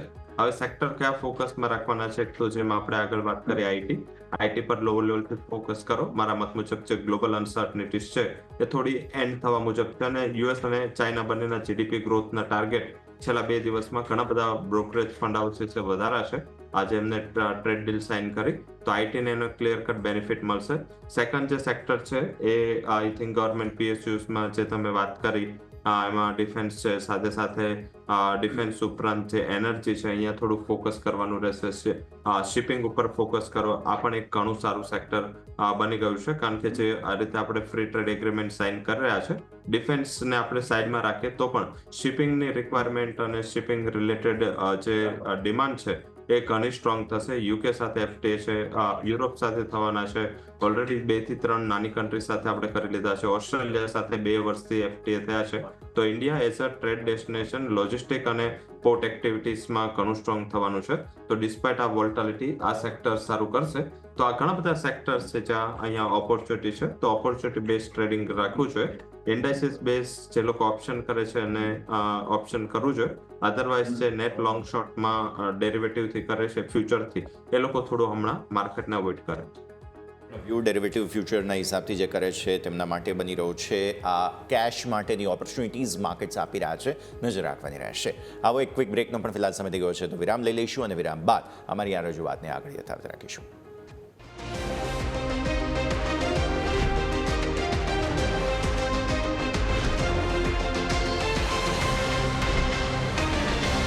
બ્રેક બાદ આપનું સ્વાગત છે. ભારતીય માર્કેટ્સ નજર કરો, mid cap, small cap. Again small cap તમે જુઓ, 17,226 એટલે કે ગઈકાલના હાઈને ઉપર તમે નીકળી ગયા. ખરીદદારી થઈ રહી છે તો અહીંયા જ થઈ રહી છે.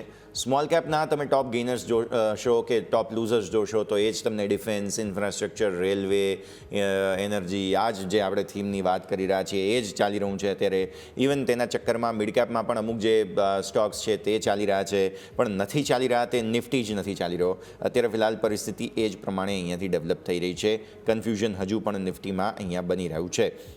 તમે જુઓ વેચવાલીમાં પાવર ગ્રીડ છે, ડોક્ટર રેડ્ડીઝ છે, સન ફાર્મા, આ નિફ્ટીના ટોપ લૂઝર્સ. સામે ટોપ ગેઇનર્સમાં જુઓ આઈશર મોટર્સ, ફ્લેવર આવી ગઈ, બાઇંગ આવી ગયું. હીરો મોટોકોર્પ ટુ વ્હીલરમાં બાઇંગ આવી ગયું. જેએસડબલ્યુ સ્ટીલ અહીંયા પણ બાઇંગ આવી ગયું. 2 દિવસ પહેલાં મેં બમ્પર સ્ટોકમાં હીરો મોટોકોર્પ જે છે તે સિલેક્ટ કર્યું જ હતું અને આમ પણ સારું બાઇંગ છે. બહુ લાંબા સમયના અંડર પરફોર્મન્સ બાદ સર હીરો મોટોકોર્પ ચાર્ટ્સ પર બહાર આવી રહ્યો છે, નંબર 1. બીજું, એમના માર્જિન્સ જુઓ, ઘણા સમય બાદ જે છે તે સ્ટેબલ થઈ રહ્યા છે. ત્રીજો મુદ્દો, એમનું પરફોર્મન્સ ઘણા સમય બાદ બહુ સરસ આવ્યું છે વોલ્યુમની દ્રષ્ટિએ, પ્લસ મેનેજમેન્ટ કમેન્ટ્રી ગઈકાલે કોલ જે હતું તેમાં સારી રહી છે. એમણે કહ્યું છે કે અમે ફરી એકવાર માર્કેટ શેરને આગળ વધવાનો કોશિશ જે છે તે કરી રહ્યા છીએ, અને હવે તો એમની જે હોલ્ડિંગ છે તે એથર આવી પણ ગઈ માર્કેટમાં, લિસ્ટ પણ થઈ ચૂકી છે. સો આ બધા જ કોમ્પોનન્ટ્સ આમાં જોવા જાઓ તો સારા છે. હીરો મોટોકોર્પ સર કઈ રીતે જુઓ છો, રવિ સર? ઝડપથી હીરો મોટોકોર્પ આઈ થિંક એક અંડર પરફોર્મન્સનું ટેગ હતું ઇન ટર્મ્સ ઓફ આપણે જોઈએ તો જે બજાજ ઓટો ચાલી ગયો હતો, જે આઈસરમાં મુવમેન્ટ હતી, જે ટીવીએસ તો સૌથી પહેલા એક હીરો બની ગયો હતો. તો આઈ થિંક એ સાઈડ જોઈએ તો અહીંયા ખાસી એવી એક નર્વસનેસ હતી, એક સાઇડવેઝ પેટર્નમાં મૂવ હતી. હાલાકી મને એવું દેખાઈ રહ્યું છે કે તમે રાઇટલી પોઈન્ટ આઉટ કરો રાઈટ ટાઈમે લાસ્ટ શો. જી સર, અમે આવીએ તમારા પાસે ફરી એકવાર સંપર્ક. સર, તમે ફરી એકવાર પોઈન્ટ આઉટ જે કર્યું ત્યાંથી કરશો, કેમ કે વચ્ચે ફ્રીઝ થઈ ગયું હતું સર? ઝડપથી જે રીતે અત્યારે મોમેન્ટમ છે એ રીતે મોમેન્ટમ ઘણું સ્ટ્રોંગ છે, અને પર્ટિક્યુલર આઈ થિંક રાઇટલી તમે અને રાઈટ ટાઈમે તમે મીન્સ કે પોઈન્ટ આઉટ કરો તો, કારણ કે ડેફિનેટલી છે એની મૂવિંગ એવરેજ છે 7, 14, 21 એ પણ ચાર્ટ ઉપર કન્ટિન્યુઅસ એ ટકી રહી છે, અને આ ઉપરાંત અર્નિંગ્સ થોડી સ્ટેબલ થતી દેખાય છે, અંડર પરફોર્મન્સના ટેગમાંથી બહાર નીકળી રહ્યો છે. કન્ઝર્વેટિવલી 4500 ના ટાર્ગેટ માટે ખરીદારીની સલાહ રહેશે, અને હવે 4000 નું નવું બેઝ ન્યૂ નોર્મલ અહીંયા બની ગયું છે. જ્યાં સુધી એના નીચે ના સસ્ટેન થાય ત્યાં સુધી તમે એને હોલ્ડ કરો, અને મેક્સિમમ એની નીચે મૂવિંગ એવરેજ છે 14 ડેઝ સુધીની, ત્યાં સુધી તારો સ્ટોપ લોસ હોવો જોઈએ, અને 4500 નો ઇઝીલી ટાર્ગેટ આવી શકે છે. અને જો એક વર્ષનું તારો હોરાઇઝન છે તો 5240, એનો જે આ કરંટ તમે ક્વાર્ટરનો અર્નિંગ્સ એડ કરો તો વેલ્યુએશન પ્રમાણે 5240 ટાર્ગેટ માટે અહીંયા ખરીદારી કરવી જોઈએ. 5240ના લક્ષ્યાંક માટે અહીંથી ખરીદી કરવાની સલાહ બની રહી છે હીરો મોટોકોર્પ, જ્યાં ફોકસ હોવું જોઈએ. બીજું સર નજર કરીએ ટાટા પાવર, અહીંયા પણ કંપનીના પરિણામ સારા આવ્યા, જે બાદ એક વખત આપણને 400ની ઉપર અપટિક જોવા મળી 1.5%, પરંતુ ફરીથી અત્યારે નીચે આવ્યું, પરંતુ હજુ પણ છે પોઝિટિવ. આવક સૌથી પહેલાં નજર કરીએ તો 8% વધી, કંપનીનો નફો નજર કરીએ તો 25% ગ્રોથ કર્યો હતો, ઇબિડા પણ વધ્યા હતા 39%, માર્જિન નજર કરીએ તો એમાં સારું ઇમ્પ્રુવમેન્ટ છે, 14.7%થી વધીને 19% આવ્યા. પરંતુ અને બીજી સારી વસ્તુ એ પણ છે કે સતત 22મું ત્રિમાસિક છે કે કંપનીના અહીંયા પ્રોફિટમાં ગ્રોથ જોવા મળે છે. એટલે સ્વાભાવિક છે કે પરિણામ તો સારા જોવા મળે છે, પરંતુ સ્ટોક છે કે માત્ર આપણને 5%ની મજબૂતી સાથે હાલ કારોબાર કરી રહ્યો છે. સર, આગળ કઈ રીતે રણનીતિ અપનાવવી જોઈએ ટાટા પાવર માટે સર? મીન્સ કે પાવર સેક્ટર અને આ ગ્રુપ કંપનીનું પહેલેથી મીન્સ કે એ રહ્યું છે કે જ્યારે ત્યારે કોઈ પોઝિટિવ ન્યૂઝ આવે છે અને જો ગેપ અપ થાય છે ક્યારે પણ સસ્ટેન નથી રહેતું, અને એના જ હિસાબે હાઈ લેવલથી થોડું પ્રોફિટ બુકિંગ છે. હાલાકી વોલ્યુમ વાઇઝ અને જે રીતે ચાર્ટ સ્ટ્રક્ચર બન્યું છે, એક સ્ટ્રોંગ બ્રેકઆઉટ તરફ છે કંપનીના ચાર્ટ, થોડું હાઈ લેવલ પર છે, એટલે માર્કેટ અહીંયા કન્સોલિડેશન કરી રહ્યું છે. લેવલ સ્પેસિફિક 403, 403 નું એક લેવલ ધ્યાનમાં રાખો. જો આ સ્ટોક 403 નું લેવલ ક્રોસ કરીને સસ્ટેન રહેવામાં મીન્સ કે આગળ જતા તમને પોઝિટિવિટી બતાવે છે, આઈ થિંક એક પોર્ટફોલિયો સ્ટોક છે 432 અને 447 સુધીનો ટાર્ગેટ અહીંયા આવી શકે છે. ઓલમોસ્ટ 450 નો ટાર્ગેટ માટે શોર્ટ ટર્મ મીન્સ કે આમાં એક ઓપોર્ચ્યુનિટી બેઝમાં ટ્રેડિંગ કરવાનું છે. સ્ટોપ લોસ 380 નો રાખી અહીંયા ખરીદારી કરો, અને બાદમાં આપણે એને સ્ટોપ લોસને દૂર કરતા જઈશું. બટ અહીંયા એક લિમિટેડ અપસાઇડ માટે ખરીદારી કરીને કારોબાર કરવો જોઈએ. રિઝલ્ટમાં કોઈ બેમત નથી, ત્યાં કોઈ પણ કમ્પ્લેન નથી, રિઝલ્ટ ઘણું સ્ટ્રોંગ છે. અને જે આપણે ઇન્ડિયા આગળ જતા એક ન્યુક્લિયર એનર્જી સેગમેન્ટ પર ફોકસ કરવાનું છે, એ સેગમેન્ટ મારા હિસાબે મીન્સ બે કંપનીઓ ઇન્ડિયામાં, ગવર્મેન્ટ PSU એઝ NTPC અને અહીંયા ટાટા પાવર, આ બે કંપનીઓ ન્યુક્લિયર એનર્જીમાં ફોરે કરવાની તમામ એમની પાસે કેપેબિલિટી છે. તો જો આ થશે તો ટાટા પાવર એક નેક્સ્ટ લેવલ પર જશે. તો મારા હિસાબે અહીંયા ખરીદારી કરી અને પોર્ટફોલિયો સ્ટોકની જેમ અહીંયા જોવું જોઈએ, અને 450 સુધીનું ટાર્ગેટ ઇનિશિયલી, અને એક વર્ષનું જો તમારી પાસે આઉટલુક હોય તો મારા હિસાબે ઉપરની બાજુ 480 સુધીના ટાર્ગેટ આપી શકે છે. ઓકે, સો વ્યૂ આ પ્રમાણે અહીંયાથી ખાસ બની રહ્યું છે ટાટા પાવર. એનર્જીની હમણાં આપણે વાત કરી, એક બહુ મહત્વપૂર્ણ સેક્ટર અને સ્ટોક. જ્યુબિલન્ટ ફૂડવર્ક્સ પરિણામો પહેલાં તો તમને સ્ક્રીન પર આપી દઈએ. સ્ટોક 1% નીચે છે, 707 થી 680ની રેન્જ, અત્યારે 687 પર 1% નીચે. પહેલાં પરિણામો: આવક 19% વધી છે, નફો 26 કરોડથી 93% વધીને 50 કરોડ થયો છે, એબિટા 20% વધીને 305 કરોડ થયા છે, માર્જિન વધ્યા છે, 19.2% માર્જિન થયા છે. નંબર ઓફ સ્ટોર ઓપનિંગ, બાકી બધી વાતો પોઝિટિવ છે, કોઈ ટેન્શન નથી. અને સાથે સાથે અમુક બ્રોકરેજ રિપોર્ટ્સ પણ જે છે તે સામે આવ્યા છે. હવે હું તમને જ્યુબિલન્ટ ફૂડવર્ક્સના જે બ્રોકરેજ રિપોર્ટ્સ છે તે પણ સ્ક્રીન પર આપું. અહીંયાથી ખાસ એક એક્શન ડેફિનેટલી સ્ટોકમાં જોવા મળ્યું છે અને રિવ્યૂ પણ અમુક સારા આવતા તમને જોવા મળેલા છે. તો તે પરિસ્થિતિ પર નજર રાખીએ. સ્ટોકમાં નો ડાઉટ થોડું પ્રોફિટ બુકિંગ તમને અહીંયાથી જોવા મળી રહ્યું છે, પણ જુઓ CLSA અંડર પરફોર્મનું રેટિંગ આપ્યું છે, ટાર્ગેટ 519 આપ્યા છે. એમને કહ્યું કે સેલ્સ ગ્રોથ અને માર્જિન અનુમાન મુજબ છે, પણ આ વર્ષે 250 નવા સ્ટોર ખોલી શકે. પોઝિટિવ કમેન્ટ્રી છે, પણ સ્ટોક તેઓ અંડર પરફોર્મ જોઈ રહ્યા છે. સિટી અહીંયાથી બાય રેટિંગ આપે છે, 805ના ટાર્ગેટ જ્યુબિલન્ટ ફૂડવર્ક્સ માટે. તેઓ કહી રહ્યા છે કે માર્કેટ શેર, ગ્રોથ, નફો બધું જ સારું સુધરશે. મેનેજમેન્ટ નવા 250 સ્ટોર ખોલવાનો વિશ્વાસ વ્યક્ત કરતું જોવા મળ્યું છે. UBS તમે જુઓ જ્યુબિલન્ટ ફૂડવર્ક્સ પર સેલ રેટિંગ આપે છે, એટલે એકદમ મિક્સ્ડ બેગ છે આ સ્ટોક પર. માર્જિન અનુમાન મુજબ રહેશે એવું UBS કહે છે. રેવન્યુ ગ્રોથ મજબૂત રહેશે અને સ્ટાફ ખર્ચ અને અન્ય ખર્ચ જે છે તે વધવાને કારણે સ્ટોકમાં ઘટાડો આવી શકે તેવું તેઓ કહી રહ્યા છે. એકદમ mixed bag review sir Jubilant foodwork પર આવી રહ્યા છે. CLSA, UBS બધા અલગ અલગ રિવ્યૂ આપી રહ્યા છે. તમે કઈ રીતે જુઓ છો જ્યુબિલન્ટ ફૂડવર્ક્સને? કેમ કે IPL સિઝન હજુ પણ હવે 17 તારીખથી ફરી IPL શરૂ થશે, એટલે બધા પિઝા ખાવાના શરૂ કરી દેશે. છેલ્લા 15 કેટલા મેચ બાકી છે? હવે 17 મેચ બાકી છે, રાઈટ? 15-17 મેચ જેવું બાકી છે અને પછી ફાઇનલ વગેરે. એટલે પીક IPL હવે આવશે મે એન્ડમાં અને જૂનના પહેલું અઠવાડિયું. કઈ રીતે જોવાનું છે સર જ્યુબિલન્ટ ફૂડવર્ક્સ? પિઝા લોકો ખાશે કે નહીં? પિઝા તો ખાશે, પણ ઇન્ડિયામાં જ ખાશે, બહાર નહીં ખાય. આ એક મોટું રીઝન છે. આ રીઝન કાલે પણ આપણે આવી ગયું હતું ન્યૂઝમાં. એ રીઝન એ છે કે બેઝિકલી જ્યુબિલન્ટ ફૂડ અને ઇન્ડિગો આ બે એવી કંપની છે જેને ટર્કીમાં ઓપરેશન ઘણા મોટા છે. અને ટર્કી જે રીતે ઇન્ડિયામાં મીન્સ કે માહોલ બન્યો છે, ઘણી બધી કંપનીઓ, ઘણી બધી કોર્પોરેટ્સ, ઘણી બધી આખા યુનિયન્સ, ઘણા બધા ટ્રાવેલ એજન્સીઓ આ મીન્સ કે પોતાને લોસ થાય છે છતાં પણ એ લોકો ટર્કી સાથે પોતાની ડીલ્સ છે કેન્સલ કરી રહ્યા છે. હવે જ્યુબિલન્ટ ફૂડનો પ્રોબ્લેમ શું છે? જ્યુબિલન્ટ ફૂડે ગયા વર્ષે જે ટર્કીમાં એક્વિઝિશન કર્યું હતું અને પછી જે એમને એક્સપાન્શન કર્યું હતું કે 750 સ્ટોર છે એ એના જ્યુબિલન્ટ ફૂડના ત્યાં છે. આ સૌથી મોટું રીઝન છે. અર્નિંગ એક્સ્ટ્રાઓર્ડિનરી છે. સેમ સ્ટોર સેલ્સ ગ્રોથ ઘણા ક્વાર્ટર પછી આટલું એક્સપાન્શન બતાવ્યું છે, આટલું એટ્રેક્ટિવ દેખાઈ રહ્યો છે. ખાલી એક જે રીઝન છે એ ટર્કીનું છે. ટર્કીમાં એમના સ્ટોર્સ છે, બિઝનેસ છે, ત્યાં મીન્સ કે કાલે એવા મીડિયામાં ન્યૂઝ હતા કે ગવર્મેન્ટ ટ્રાય કરી રહી છે કે આ બધા લોકો એને અવોઇડ કરે. ઇન્ડિગોના પણ જે ફોરેન લિંક જે ફ્લાઇટ છે એનું એક બેઝ સેન્ટર ટર્કી છે, તો આ બેને એના હિસાબે થોડો ઇશ્યુ રહ્યો છે. અધરવાઇઝ મારા હિસાબે સ્ટોક તો સારો છે, પરફોર્મન્સ સારું છે. IPL ફરીથી ચાલુ થશે, લોકો પિઝા મગાવશે, બટ આનું એક ક્લેરિફિકેશન જરૂરી છે. જો ગવર્મેન્ટ સાઇડથી ક્લેરિફિકેશન આવે છે કે આ રીતે લોકો કઈ મીન્સ કે એમને ઓફિશિયલ ડિક્લેરેશન નથી કર્યું, તો મારા હિસાબે અહીંયા એક રિકવરીની ચાન્સીસ બની રહી છે. સેન્ટિમેન્ટ વાઇઝ આ થોડું આજે ખરાબ છે, એટલે થોડું પ્રાઇસમાં ગઈકાલે પણ સારું પ્રેશર હતું, આજે પણ પ્રેશર છે. નીચેની બાજુ 650 આસપાસ મળે છે, તો મારા હિસાબે એને પોર્ટફોલિયોમાં લેવું જોઈએ. ઓકે, તો વાત થઈ જ્યુબિલન્ટ ફૂડવર્ક્સની, અને યસ તમે ઓલરેડી વાત કરી જ કે જે પિઝા એવા લોકો મંગાવશે IPL શરૂ થાય. પરંતુ બીજી એક વસ્તુ હું એ પણ હાઇલાઇટ કરવા માંગુ છું કે આપણે જોઈએ ને તો જ્યારે હું એકચ્યુઅલી જનરલી શું છે કે હું ગ્રાઉન્ડમાં જતો હોઉં છું મેચ જોવા, જ્યારે આપણે અમદાવાદમાં આવતી હોય છે, કે જ્યારે આપણે જોઈએ ને એક નોર્મલ સ્મોલ સાઇઝનો પિઝા હોય છે 350નો માર્ગેરીટા, એમને એમ કહે કે આપણે એના કરતાં આપણે ઘરની ભાખરી હોય ને એ પણ એક સમય મોટી હોય અને એટલા ઠંડા હોય ને કે આપણે એટલે એટલા હાર્ડ પડે ને એકચ્યુઅલી ખાવા માટે, તો પણ લોકો એટલી લાઈન લાગેલી હોય છે ને, કારણ કે અમુક લોકોને શું છે કે ઓલ્ડ ટેસ્ટ હોય છે કે ના આપણે પિઝા તો ડોમિનોઝના જ ખાવાના.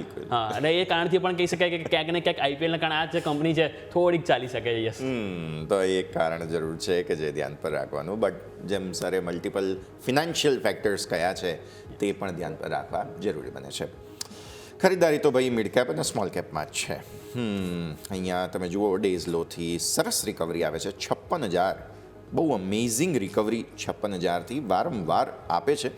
જરા નિફ્ટી 500ના ટોપ ગેઇનર્સ જોઈએ. ક્લર્ક સર્વિસીસ, ત્યારબાદ તમે જુઓ તો અહીંયા ટ્રાવેલ ટુરિઝમ બેઝિકલી ચાલી રહ્યું છે. સર આ પણ એક થીમ થાય ટ્રાવેલ ટુરિઝમની, બિકોઝ જુઓ ક્લર્ક્સ આમ તો પહેલાંમાં આવે છે કોલ સેન્ટર વગેરે, બટ તમે થીમ જુઓ ટ્રાવેલ ટુરિઝમની જે હું કહેવા માગું છું તેમાં BLSE સર્વિસીસ સૌથી પહેલાં તમે જુઓ 12.5% ઉપર છે આજે. ત્યારબાદ લે ટ્રાવેલ વેન્ચર્સ ટેકનોલોજીસ જે હોસ્પિટાલિટીમાં ઇક્ઝીગો જેને આપણે કહીએ છીએ તે ઇન્ડિગો, ઇન્ટરગ્લોબ એવિએશન આજે ઉપર છે, હોટલ સ્ટોક્સ ચાલી રહ્યા છે. ધીરે ધીરે હવે આપણે ફોકસ એ કરવાનું છે કે આ વેકેશન સિઝન પૂરી થઈ અને હવે દિવાળી તરફ, એટલે કે દિવાળીના બુકિંગ જે છે તે અત્યારે ચાલી રહ્યા હોય. તો આ થીમ પહેલાં તો સમજાવો સર. BLS આ સિવાય લે ટ્રાવેલ વેન્ચર્સ એટલે કે ઇક્ઝીગો, પછી ઇન્ટરગ્લોબ એવિએશન, હોટેલ સ્ટોક્સ, આ બધા જ જેમ જેમ હવે ઇન્ટરનેશનલ ટ્રાવેલ બેન પણ હટ્યા ભારત પાકિસ્તાનના તણાવ પછી, તો એ એક ફેક્ટર પણ છે અને દિવાળીના બુકિંગ પણ અત્યારે ચાલી રહ્યા છે. ઇવન થોમસ કુક જેવો સર, થોમસ કુકનું પણ પરફોર્મન્સ જબરદસ્ત આવ્યો હતો આ વખતે સર. જરૂરથી એટલે જ અમે મેચ જોવા નથી જતા અને પીઝા એટલે અને યશભાઈ છે, અમે બાર સ્ટોર પર ખાઈ લઈએ છીએ. મેચ જોઈએ છે ત્યારે અમે ટીવી પર મેચ જોઈ લઈએ. એટલે બેઝિકલી મીન્સ કે જુબલન્ટ ફૂડ મીન્સ સારું છે, મેનેજમેન્ટ આ નથી સાંભળતું બેઝિકલી, નહીં તો મીન્સ આમાં આપણે ડિસ્ક્લેમર પણ આપવું પડે. હવે વાત કરીએ ટુરિઝમ, ડેફિનેટલી ઘણું પણ સારું કંપનીનું સેક્ટર છે. હવે જે થીમ છે, જે આપણે આગળ માલદીવ્સમાં થયું, અત્યારે તર્કીમાં થયું, આ રીતે એવું લાગી રહ્યું છે કે ડોમેસ્ટિક ટુરિઝમની ડિમાન્ડ છે એ ઘણી સ્ટ્રોંગ થતી જશે. હવે જે રીતે કોઈ પણ કન્ટ્રી છે ગમે ત્યારે આવીને મીન્સ કે આપણે એક તો ઇન્ડિયન્સ છે, ફરવાના શોખીન છે અને મીન્સ કે લગભગ ગમે ત્યાં જાઓ તમને મીન્સ ટ્રાવેલ અને ટુરિઝમ ડેસ્ટિનેશન હોય વર્લ્ડમાં, તો એટલીસ્ટ ગુજરાતી અને ઇન્ડિયન આ તો મળી છે. અને મીન્સ કે એક ડેફિનેટલી આપણી એક નવી ઓળખ છે કે આપણે હવે થોડું સ્પેન્ડિંગ ટુરિઝમ ઉપર પર કેપિટા વધી રહ્યું છે અને ઇન્કમ ઘણી સ્ટ્રોંગ થઈ રહી છે. 10 વર્ષમાં ભારતીય પર કેપિટા ઇન્કમનો ગ્રોથ 60 થી 70% થયો છે અને એના હિસાબે લોકો પાસે વધારે સ્પેન્ડ કરવા માટે મની છે. અને એટલે ઇન્ટરનેશનલ ડેસ્ટિનેશન ભલે મીન્સ કે આજે લાઈક પહેલા માલદીવ જતા હતા, પછી શિફ્ટ થઈને ટર્કીનું ડિમાન્ડ વધ્યા, હવે ટર્કીથી કોઈ અલગ જગ્યાએ આ ડિમાન્ડ શિફ્ટ થશે. બટ ઇન્ટરનેશનલ ટુરિઝમની પણ ડિમાન્ડ રહેશે અને ડોમેસ્ટિક પણ એવું લાગી રહ્યું છે કે ધીમે ધીમે કંપનીઓ છે અને ઘણી બધી કંપનીઓ આના હિસાબે કેપેક્સ નહોતી કરી રહી. અને આપણને ખ્યાલ હોય કે લાસ્ટ આપણે જ્યારે એન્યુઅલ વર્ષનો શો હતો અને આપણે એક સેક્ટર કોઈ 5 વર્ષ માટે મેં આપું તો એ ટુરિઝમ જ હતું. ટુરિઝમમાં 5 વર્ષ માટે હજી પણ મને એવું લાગી રહ્યું છે કે ઇન્ડિયન ટુરિઝમ છે એ ઘણું અંડરપિન છે. એમાં પણ આપણે મેડિકલ ટુરિઝમની પણ ઘણીવાર ચર્ચા કરી છે અને ટુરિઝમ ક્ષેત્ર છે એ મારા હિસાબે અહીંયા ફાઇનાન્સ કરતી કંપનીઓ, ટુરિઝમ અંતર્ગત હોટલ કંપનીઓ બધી સ્ટ્રોંગ કરી શકે છે. હોટલમાંથી મને લેમન ટ્રી વધારે પસંદ છે. અહીંયા એવું લાગી રહ્યું છે કે આગળ જો 2 થી 3 વર્ષનો આઉટલુક હોય, એના કારણ કે જેટલા એક્વિઝિશન છે, જેટલા બધા ટાઈપ્સ છે, 2026-27 થી એક્ટિવ થાય છે, તો અહીંયા મને એવું દેખાઈ રહ્યું છે કે એક મલ્ટીબેગર સ્ટોકની કેટેગરીમાં આવતી કંપની છે.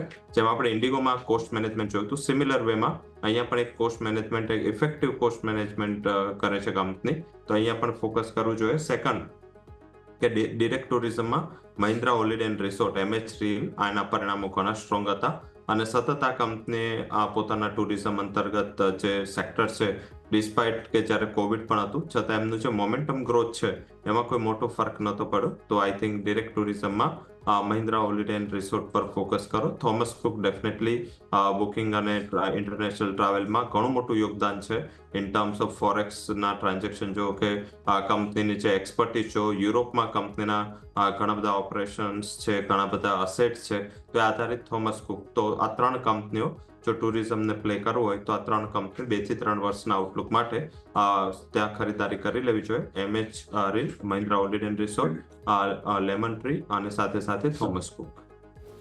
ઓકે, સો વ્યૂ આ પ્રમાણે અહીંયાથી ખાસ બની રહ્યું છે. નજર રાખીશું. ટ્રાવેલ ટુરિઝમ એક્સટેન્સિવ ચર્ચા આપણે કરી. હવે એક બ્રેકનો સમય થયો છે. બ્રેક બાદ આપણી આ રજૂઆતને આગળ યથાવત રાખીએ.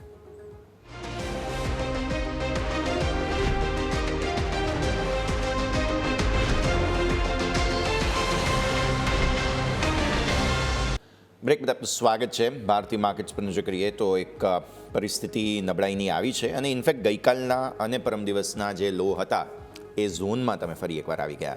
હવે જો 24,550 આપણે તોડીએ છીએ તો there will be sum problems અને પછી આપણે જે જૂનું આપણું ઝોન હતું 24,400, 350 એ બાજુ આપણે આવી જઈશું. બેંક નિફ્ટી પ્રોબ્લેમમાં છે.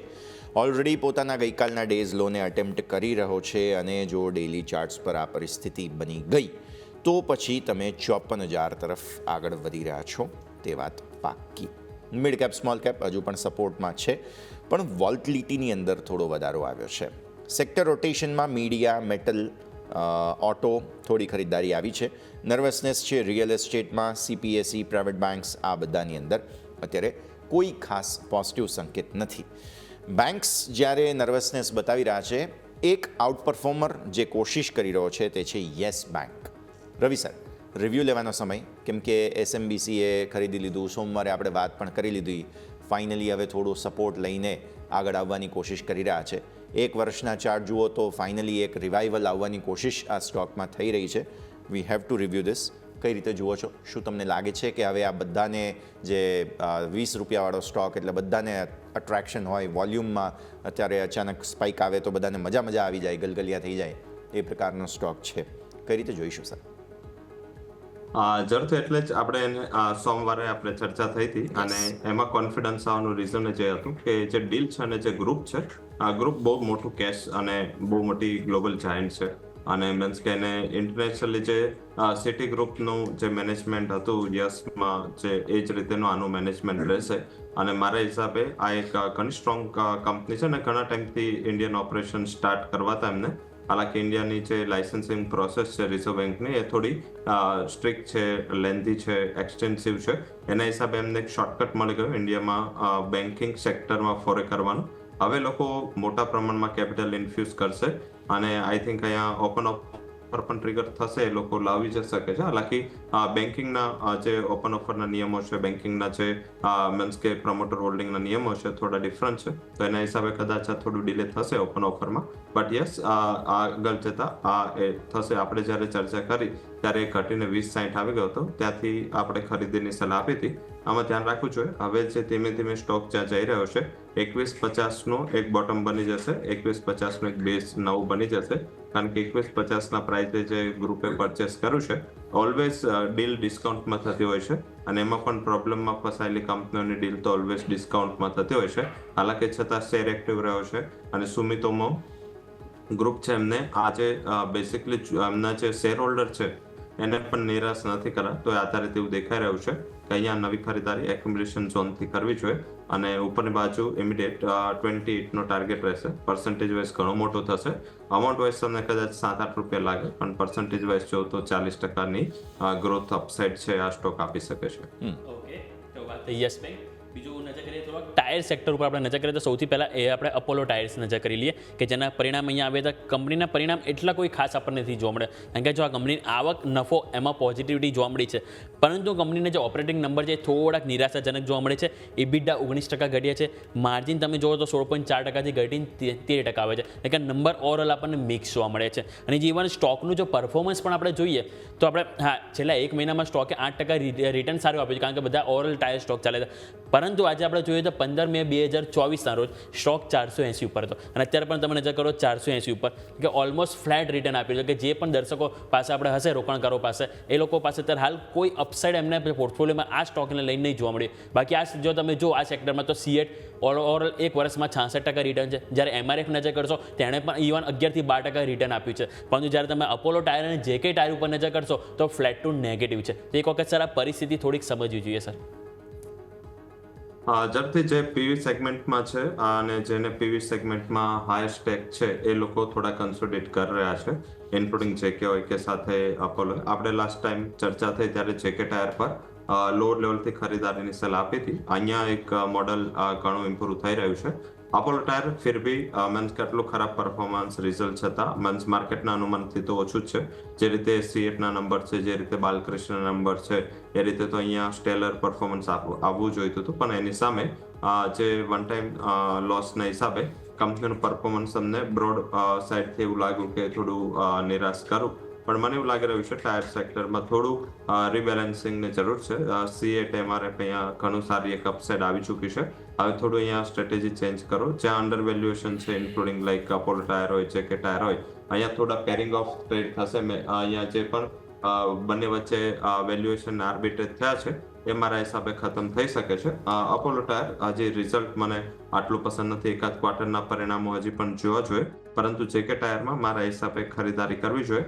અહીંયા એ લોકોનું જે લોજિસ્ટિક મોડલ છે ઘણું ઇમ્પ્રૂવ થઈ રહ્યું છે, ઘણું કાર્યરત છે, ઘણું સારું એવું એમનું ડેવલપમેન્ટ છે. તો અહીંયા મને એવું દેખાઈ રહ્યું છે કે અહીંયા એક સ્કોપ છે કે અહીંયા જે અંડર પરફોર્મન્સનું ટેક છે એ આગળ જતા હટી શકે છે. અપોલો ટાયર છેલ્લા 3 થી 4 ક્વાર્ટરથી સબડ્યુડ અર્નિંગ આપી રહ્યો છે. મારા હિસાબે અહીંયા લોઅર બેઝ છે એ તમને એપ્રિલ થી બનતો દેખાયો છે, એટલે આવતા વર્ષથી અહીંયા એક તમને સારી એવી ખરીદારીનો ચાન્સ મળશે. પણ અત્યારે ઇમિડિયેટ ટર્મ્સમાં મારા હિસાબે જેકે ટાયર વધારે પ્રિફર સ્ટોક રહેશે. અપોલો ટાયરને અવોઇડ કરવો છે. અવોઇડનો વ્યૂ અપોલો ટાયર્સ અહીંયાથી ખાસ બની રહ્યું છે, નજર રાખી. આવો ક્વિક બ્રેકનો સમય. માર્કેટમાં દબાણ છે, એ દબાણને આગળ પછી જોઈએ કયા સેક્ટર્સ પાર્ટિસિપેટ કરી રહ્યા છે, બધા સંકેતો પર નજર કરીએ બ્રેક બાદ.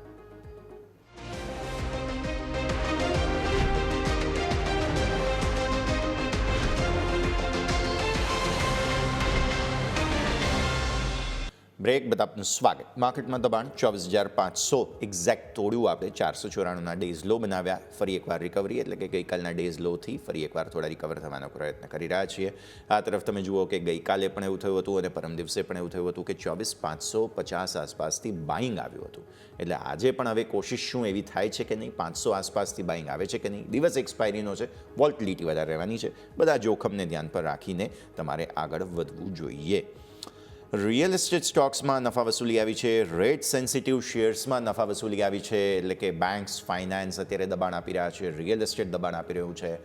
એક તરફ આપણી મોંઘવારીનો દર ઘટ્યો છે રવિ સર, એટલે બધું કંટ્રોલમાં છે, કોઈ ટેન્શન નથી, વ્યાજ દર ઘટવાના છે. બીજી તરફ ફાઇનાન્સ, બેન્ક્સ અને રિયલ એસ્ટેટ, આ બધા જે રેટ સેન્સિટિવ સેક્ટર્સ છે તેમાં થોડું પ્રોફિટ બુકિંગ થઈ રહ્યું છે. કઈ રીતે સમજવું આ બંને સંકેતોને? કેમ કે એક તરફ ગવર્નર સાહેબ સતત વ્યાજદરો ઘટાડવા પર હવે ફોકસ ધરાવશે આપણા ગ્રોથને વધારવા માટે. બીજી તરફ આ બધા રેટ સેન્સિટિવ જે સેક્ટર છે તે ઘટી રહ્યા છે. રવિ સર, ઝડપથી વ્યાજ તો ઘટશે, એમાં કોઈ બે મત નથી.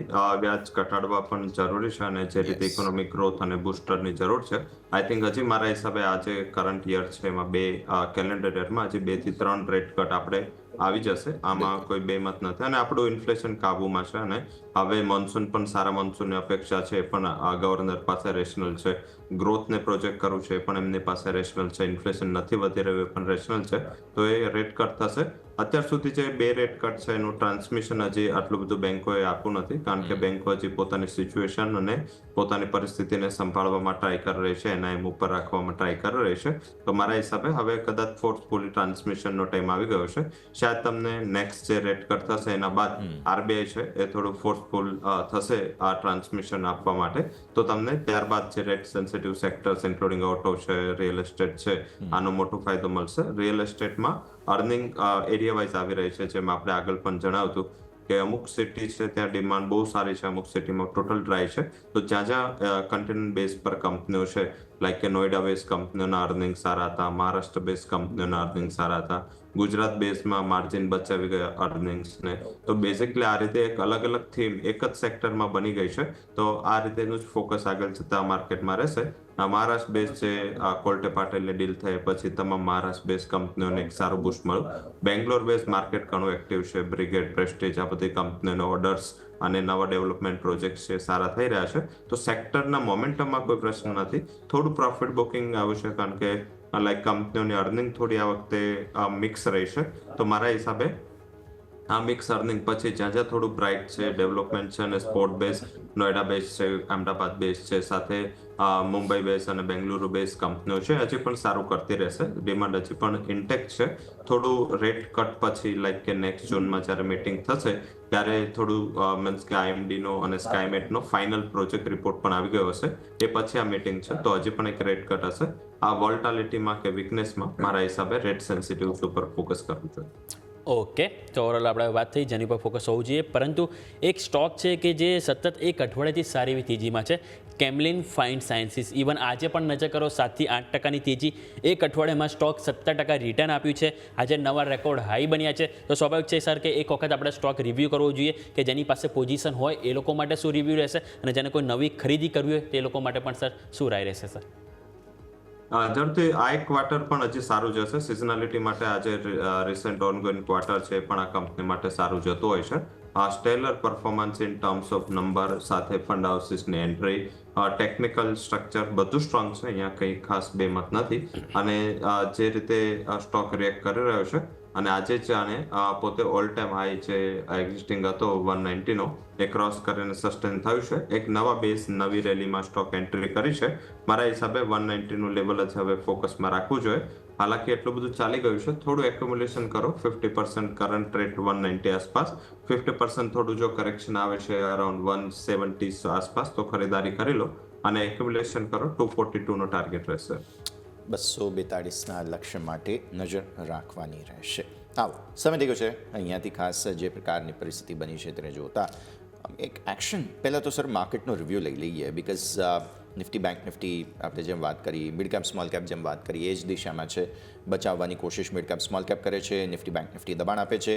ગઈકાલના જે લો હતા જે 24,550નું લેવલ હવે મેન્ટેન કરવાની કોશિશ માર્કેટ્સ કરી રહ્યા છે. એક વખત સમજી લઈએ સર આજના અત્યારે પહેલાં પોણા કલાકનું જે ઓપનિંગ છે સેટલમેન્ટ કઈ રીતે થઈ રહ્યું છે તેને સર. દરથી રિયલ એસ્ટેટ કંપની આપણું સાંભળી લીધું છે. તમામ રિયલ એસ્ટેટ સ્ટોક અત્યારે એક જ ટીક પર નવા હાઈ પર આવી ગયા છે. લોટા છે, ઓબરો રિયલ્ટી છે, તમામ જગ્યાએ ફરીથી એક સારી રિકવરી છે. ફર્ટિલાઇઝર અને એગ્રીકલ્ચર રિલેટેડ સેક્ટર આમ પણ સવારથી સારું કરી રહ્યા છે. એનર્જી ધીમે ધીમે રિકવર થઈ રહ્યું છે. તો ઓલ ઓવર એવું લાગી રહ્યું છે કે જો તમે પ્રાઇવેટ બેંકને ખાલી સાઈડમાં રાખો તો આઈ થિંક માર્કેટનું સ્ટ્રક્ચર છે એ ફ્લેટ ટુ પોઝિટિવ ગણી શકાય. જે મેજર વેચવાલી કે મેજર પ્રેશર બની રહ્યું છે એ આ સેક્ટર પરથી છે. પણ હા, જે રીતે ગઈકાલની થીમ હતી, ગઈકાલની મોમેન્ટમ હતી, શાયદ લાગી રહ્યું છે કે માર્કેટ એને આટલી મોટી જે વીકનેસ કાલે 400-500 પોઈન્ટની બેંક નિફ્ટીની જોઈ હતી, નિફ્ટીની પણ 200 પોઈન્ટ સુધીની વીકનેસ આપણે કાલે જોઈ હતી. તો મારા હિસાબે એ વીકનેસ બાદ આજે બ્રોડરલી માર્કેટ કન્સોલિડેટ કરશે. ઓપ્શન પ્રીમિયમ છે એ થોડા મીન્સ કે આજે એક્સપાયરીના અત્યારે દેખાઈ રહ્યા છે એ લોઅર રેન્જ પર જ દેખાઈ રહ્યા છે. અને ઓલવેઝ એ રહ્યું છે કે જ્યારે તારે ખાલી કંઈ નહીં કરવાનું, જ્યારે એક્સપાયરીનો દિવસ હોય ત્યારે નિફ્ટી અને બેંક નિફ્ટીના જે એટ ધ મની કોલ અને પુટ ઓપ્શન છે એ જોવાના છે. હવે જે દર વખતેના છેલ્લા 3 વીકથી જો તમે આ સમયના કોલ ઓપ્શન જો તો કમ્બાઇન પ્રીમિયમ 80 પોઈન્ટનું 90 પોઈન્ટનું હોય છે. ધારો કે અત્યારે 24,550 આસપાસ ચાલે છે તો 24,550ના કોલ અને પુટનું કમ્બાઇન પ્રીમિયમ 80 રૂપિયા. આજે એ કમ્બાઇન પ્રીમિયમ 160 પોઈન્ટનું છે. એટલે ઓલવેઝ હોવું જોઈએ એના કરતાં ડબલ છે. એટલે જે દર વખતે આપણે 2 ફ્લેટ એક્સપાયરી જોઈ, શાયદ આજે માર્કેટ ઇમિડિયેટ ટર્મ્સમાં હજી પણ વોલ્ટાલિટી બતાવશે. બટ સેકન્ડ હાફમાં મને એવું લાગી રહ્યું છે યુરોપ ઓપનિંગ બાદ માર્કેટ સ્ટેબલ થવાની ટ્રાય કરી શકે છે. ઓકે, તો માર્કેટ સ્ટેબલ થવાના પ્રયત્ન આપણને સેકન્ડ સેશનમાં થતા જોવા મળે છે. પરંતુ as of now Nifty bank Nifty બંનેમાં આપણે જોતા 0.5% પ્રેશર, જ્યારે મિડ કેપ અને સ્મોલ કેપ તો બંનેમાં આપણને હજુ પણ લીલા નિશાનમાં કારોબાર જોવા મળી રહ્યું છે. પરંતુ સર આ સાથે સમય થયો છે રજા લેવાનો, આપણા તરફથી ડિસ્ક્લેમર. જે પણ સ્ટોક ઇન્ડેક્સ માર્કેટ અને આઉટલુકની આપણે ચર્ચા કરી એમાં મારી પર્સનલ કોઈ પોઝિશન નથી. કંપનીના ફંડમાં, કંપનીના જે અકાઉન્ટ્સમાં અને સાથે સાથે જે હું ફંડ મેનેજ કરું છું ક્લાયન્ટનું, એમાં આ પોઝિશન્સ અને આ સ્ટોક્સ હોઈ શકે છે.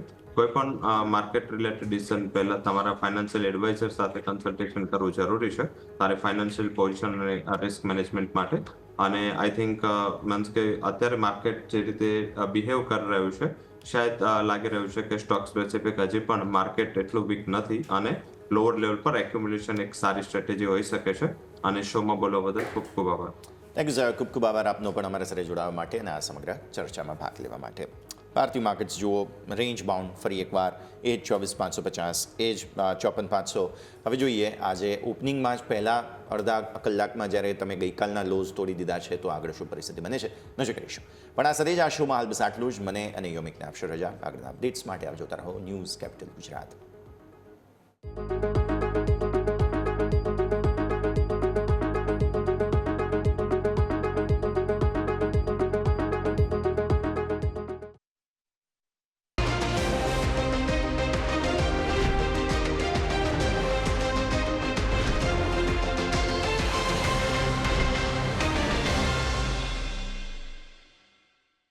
Presented by trade bulls. अब ट्रेडिंग सबके बस की बात है.